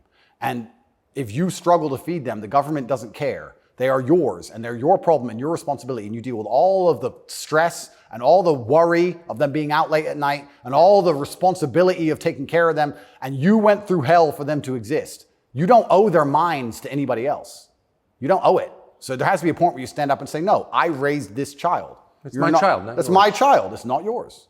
Absolutely. What do you make of Julian Assange? I think that it's crazy. It's the number one way to shut up the BBC, that's for sure. To mention him. Say, oh, you're a journalist. You care about journalism, do you? You care about a fair and independent story. Why is Assange in Belmarsh? Very interesting. What do they say? They don't answer. They try and change subject. They always do. I did it. I stole it from the Azerbaijani president. He started it. I saw that. Yeah, it's great. Do you know him? I don't know him, but I've seen enough of his interviews to like him. Me too. Yeah, I like him. And this is what I'm saying about the world. There's so many places in the world where they still live very firmly in the real world. All of this garbage is just the result of the very simple, easy lives that we have. Inside the movie The Matrix, which I recommend you watch, the agents say, we tried to create a utopia for the human mind so that your mind is in a utopian state and your body can just be used. But the human mind rejects utopia. We created the world in 1999 at the pinnacle of human civilization before machines took over because the human mind needs struggle and it needs problems, otherwise it rejects it. Yes. And I kind of feel like there's a whole bunch of people trying to just find problems and find struggle in their lives because they don't have enough motivation to do something that's genuinely difficult, like, help people. But they can't live in this state of complete vegetation. That's so right. Then they wake up and say, oh, I'm oppressed. My pronouns. How much energy must it take to go through life trying to correct every person you interact with to call you Z? Think of the calories burnt. I can't think of a bigger waste of time. Think of the calories burnt. Every Starbucks employee, it's actually Z. Correct. You are a moron, and you are just wasting so much energy. You could put that towards something beneficial. You could volunteer. You could go to the gym. There's so much more you could do with instead of walking around and talk about Z. You sound like a dumbass. But they're just finding struggle because they don't have any actual important struggle in their lives. And that's why it only exists in the decadent West. Do you think the coming famine will change that? Absolutely. I would argue that when the famine comes, I think all these feminists will look for a strong man of resource who is stoic, who has a good network, who's capable and important and respected. It's amazing how quickly feminism disappears. In fact, there's a podcast I did called Fresh and Fit. And I did this podcast in Miami, and I was arguing about gender roles with 7 girls. And during it, they were telling me that they can do anything a man can do, all the usual things, and they don't care, they don't need a man, all this garbage. And some crazy fan knocked on the door for me, and he had a gun. He knocked on the door. You should have seen the women, how quickly they became feminists when I had to go to that door. They all completely changed. Go, go, go, go. Oh, the feminism's out the window. There's no feminists on the Titanic. There's no feminisms in a famine. There's no feminists at war. Where's the feminists? Go to war, right? I remember when Afghanistan, when we did that very well-planned, very thorough evacuation of Afghanistan, and all the schools that we opened for women got shut down by the Taliban. And I was having this conversation with someone, and I was saying, okay, well, you're an Afghan man, right? You've been hired by the Afghan Defense Force, and America's now left, and you have a meager wage, and America's left, and the Taliban are coming, and you're standing outside of the school with your AK, and they're coming with whatever they've got. And you're looking at the school going, do I really want girls to go to school that bad? Not really. Just put it down, you walk off. And this girl's like, yeah, but it's really important. And I'm like, yeah, it is very important. I agree. Women should have education and right the education. Completely agree. But you're also saying here that men should die for it, which is fine. I'm not saying that shouldn't be the case, but I'm saying that you should give men the respect they deserve for dying for your education. Because it's not the women who are going to defend that female school, it's the men. So if you're going to shit on men all day long and say we ain't worth anything until a war comes, and then you want us to go die? That's interesting. When the famine comes, the closer reality gets towards baseline survival, the closer we become towards our gender roles, because it's the only way we can be competitive. If you took 10 men and 10 women and stranded them on a desert island, the men would be men and the women would be women, because if they didn't, they would die. That's the bottom line. And I think that if you look at history, since the dawn of time, men were masculine, and also men, by and large, were generally ruling the society, not in an oppressive way, but in a protective way. And I think that makes the society most competitive. And my argument for that is that if you name any society since the dawn of human time, men were protecting women, providing for women, and basically in charge of the society. And these are societies that never met. So it can't be an idea that spread. The Ming dynasty and the Aztecs, they're pretty far away. But that's how society was most effective. And when feminists argue with me and say, we need a society run by women, I say, well, that's never, ever happened. And if it has happened, they got destroyed so quickly, they never had a history. We can't even name one. So it's a brand new idea, which I'm not saying is a bad idea. I'm saying if it's a brand new idea, you can't tell me it's going to be better because it's never been tried, ever. So we're going to see. But what happens if it doesn't work with the most powerful nation on earth? Right? So we're feminizing men and women have more and more control and more power, which is fantastic. I'm saying this is untested. Who knows where any of this is leading? And our competitors, America's competitors, are still very firm in their gender roles. So it's certainly an interesting period of history we're about to enter. It's very interesting. What's your view of tobacco? I love tobacco. So my diet is particularly strange, I've been told. I live on caffeine and nicotine. So I eat once a day. I eat dinner only. 80% of my calories come from meat. I have 10 cups of coffee a day and 3 or 4 large cigars. So I like caffeine and nicotine. I do too. Yeah, it makes me feel good. Makes me feel like my blood's on fire a little bit. Caffeine and nicotine I think are fantastic. But you're a health guy, obviously. I'm a health guy, but smoking is fantastic for your testosterone level. And I think that's important in a man. I think that's also important in the resistance of slavery as a whole. Is it really, you can feel it? Oh, 100%. And I'm not saying that, smoking's healthy. I'm not saying that because I also train exceptionally hard every single day. And when I was professionally fighting, I didn't smoke.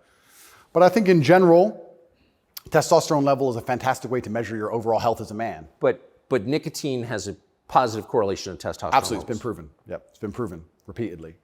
So that's why I love nicotine so much. And then caffeine, I love to have that little bit of not jitter, but I like to feel energetic and I like to be hungry. My optimal state is hungry, but energetic. That's how I get the most done. I don't like eating. If I eat, I feel full, I feel lethargic. I like to, Totally. Yeah, I like to be hungry and 1% irritable from my 5th coffee and a bunch of nicotine inside of me. That's how I like to perform. So yeah, I think it's a good thing. And it's interesting how focused the people in charge are on nicotine. Yeah. As fentanyl becomes really common. Yeah. 100,000 people die a year from it. Yeah. Nobody notices, but they're still trying to shut down not just tobacco, but non-tobacco nicotine devices. Yep. Why? That's a really good point. We could argue it's down to testosterone level. I don't know if you ever saw the study which linked people's testosterone level to their ability and capability to disagree with something. So they did a study which is pretty self-explanatory. The higher your testosterone level, the more likely you are to disagree with a point. And the reason for that is because, especially in older times, if you're going to disagree with something, you had to fight over it. Yeah. If you're going to say no to somebody or some tribe or some person, there's a high chance that you're going to have to fight that person. You have to defend your idea. If you don't have the propensity or the capability to defend your idea, then why would you go against the ideas of the people who are stronger than you? So reducing testosterone levels make men more compliant and more complacent because we're less likely to say no because we can't defend what we think. Why would we say you're wrong, but we can't do anything about it? We might as well just say, well, then you're right. Might makes right. Right. So reducing testosterone levels in men is something which I believe they're trying very hard to do. And if you read the studies, they're succeeding. Testosterone levels have gone off the edge, off the cliff. And perhaps that's why they attack smoking so heavily. I understand that smoking a lot of cigarettes can be very bad for you, but I think everything in moderation. And I think that overall, I would rather smoke a few cigars today and maintain my testosterone level, which it's good for, than not. I think the benefits outweigh the negatives. Couldn't agree more. And my final question is about digital currency. Yep. Do you think it's inevitable, and what would its effects be? CBDCs are inevitable, and they're scary. They're super scary because it's the final absolute realm of control. I mean, they're already removing cash from society. I think they say that just because they want to be able to trace things easier, and that's certainly part of it. But I also have another theory on it. I think if you have a $50 bill, and I give it to the barber for my haircut, and then he goes and buys groceries with it from the grocer, and the grocer goes and gets his car washed, the $50 goes from place to place, and after 20 or 30 transactions, the $50 bill belongs to somebody, and it's worth $50. Whereas if I pay by card, 1.5% goes to the bank. And then if he takes the money I've given him and pays for the groceries, 1.5% goes to the bank. And after the groceries have been paid for, when he goes to get his car washed, 1.5% goes to the bank. So after 20 or 30 transactions, the $50 is gone, the bank has it all. I think that's why they're so desperate to get rid of cash. It's interesting. CBDCs are the next level because once the money's completely digital, then they control everything you do with it. They control where it goes, but they can also control how and when it can be spent.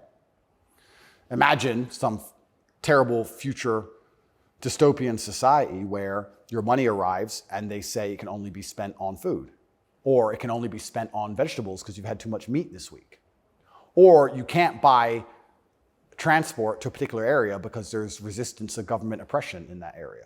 So your money won't work for trains right now because nobody can go down there because we don't want everyone in a large group. We want everyone at home in their pods.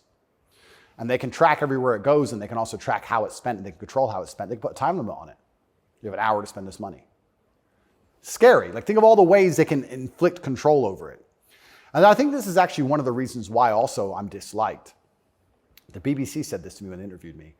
They said, Lucy, the very intelligent BBC reporter, said, word for word, you have a Bugatti and a cigar, and that means it comes with a side order of misogyny. I said, how does having a Bugatti and a cigar come with a side order of misogyny? And you can order misogyny on the side? Looks like it. It's like a sauce. And she repeated it because she couldn't. Yeah, you have a Bugatti and a cigar and it comes with a side order of misogyny. So I was like, but they're not sending their best. Yeah, I don't think they have any best, to be honest. But the point they're making, what she doesn't realize she's making, because she's not smart enough, but what she wanted to say, but she couldn't say in a way which sounded negative, is financial freedom is required to a degree to resist. The reason I'm also disliked is because I'm financially successful. If I was broke, they wouldn't care what I say. But I inspire young men, all of my fans, to become wealthy. And you'd think that'd be fantastic for the society, right? He has millions of young men. He's teaching them to work hard. He's teaching them different ways money can be made. He's teaching them to be fantastic salesmen. He's helping the society. No, because if you have a whole bunch of money, then you can sit and say, no, I don't need your wage. That's bullshit. There was a video very recently of a guy in England taking down all the English flags and putting up pride flags. And a guy screams to him and goes, bro, you're taking down the wrong flag. And he replied, I know, mate. And the point is, what can I do? I'm a flag guy. If I say no, someone else will do it. Kids got to eat. So by keeping your money enslaved, they can keep you enslaved. You got to eat. They don't want men to be financially free. If you're financially free, if you have enough money in the bank, you can one day go, you know what? I don't want your money. Even me now to this day, I've done enough and I'm successful enough that it's very hard for them to buy me. They come along, well, I would never sell my soul anyway because it's not who I am as a person. But if I was destitute, they could come along and say, Andrew, you have all this influence. We're going to change your message. You're going to say this. We're going to give you 10 million. Okay. You can't buy me. Can't buy Trump. He's rich already. He's rich and he's 80, 70 something. You think he needs more money? He doesn't care about money. They don't like that. So being financially free in and of itself is now an act against the government, because this whole idea that they want everyone to be rich and it's fantastic for the society, I'd actually argue against that. They don't want that. They want everyone destitute, because when you're destitute, you need the government to feed you. And it's very hard to fight against the government who's feeding you. It's very hard to resist the people who give out the bread. Yeah. I think that's called something. It begins with C. What's it called? Interesting. I also heard another interesting theory from a very intelligent person one day, and it was that every government on earth, all of them, in all of their different forms, China, which says it's communist and is capitalist, and all the different in-betweens to the capitalist West, every government on earth is slowly encroaching on trying to become as controlling as powerful as possible. They all want to be as controlling as possible over their citizens. Communism is the end result of the most control a government can have, effectively, or some version of communism. But every single government on earth is slowly trying to get there bit by bit. And the only thing that resists them getting there is the populace and how much the populace will accept. And depending on how malleable the populace is, depends on how quickly they get there. But every government wakes up. It's kind of like AI. Have you ever heard the robot's going to destroy us all because they wake up and go, we don't need the humans anymore? Their end goal is just survival. If a government is the same as an entity, its end goal is more and more control. And that's all they're trying to do every single day with every law they pass, with the climate change law. They don't care about the environment. They want more control. Of course. And the more and more control they get, the final end result, if you give them what they want, is absolute slavery for everybody. So you have to be very careful, because that is their ideal government. The ideal government is where everyone complies, everyone obeys, everyone's controlled, we know everything about everybody, and it's slavery. That's the only way to get that state. So even making enough money to have an opinion is an act of rebellion. It's crazy. Andrew, Tate. Thank you very much, my friend. Amazing. Thank you. Thank you. Younger people say the news is full of lies. In Kennedy's motorcade, 239 people. The death of Jeffrey Epstein.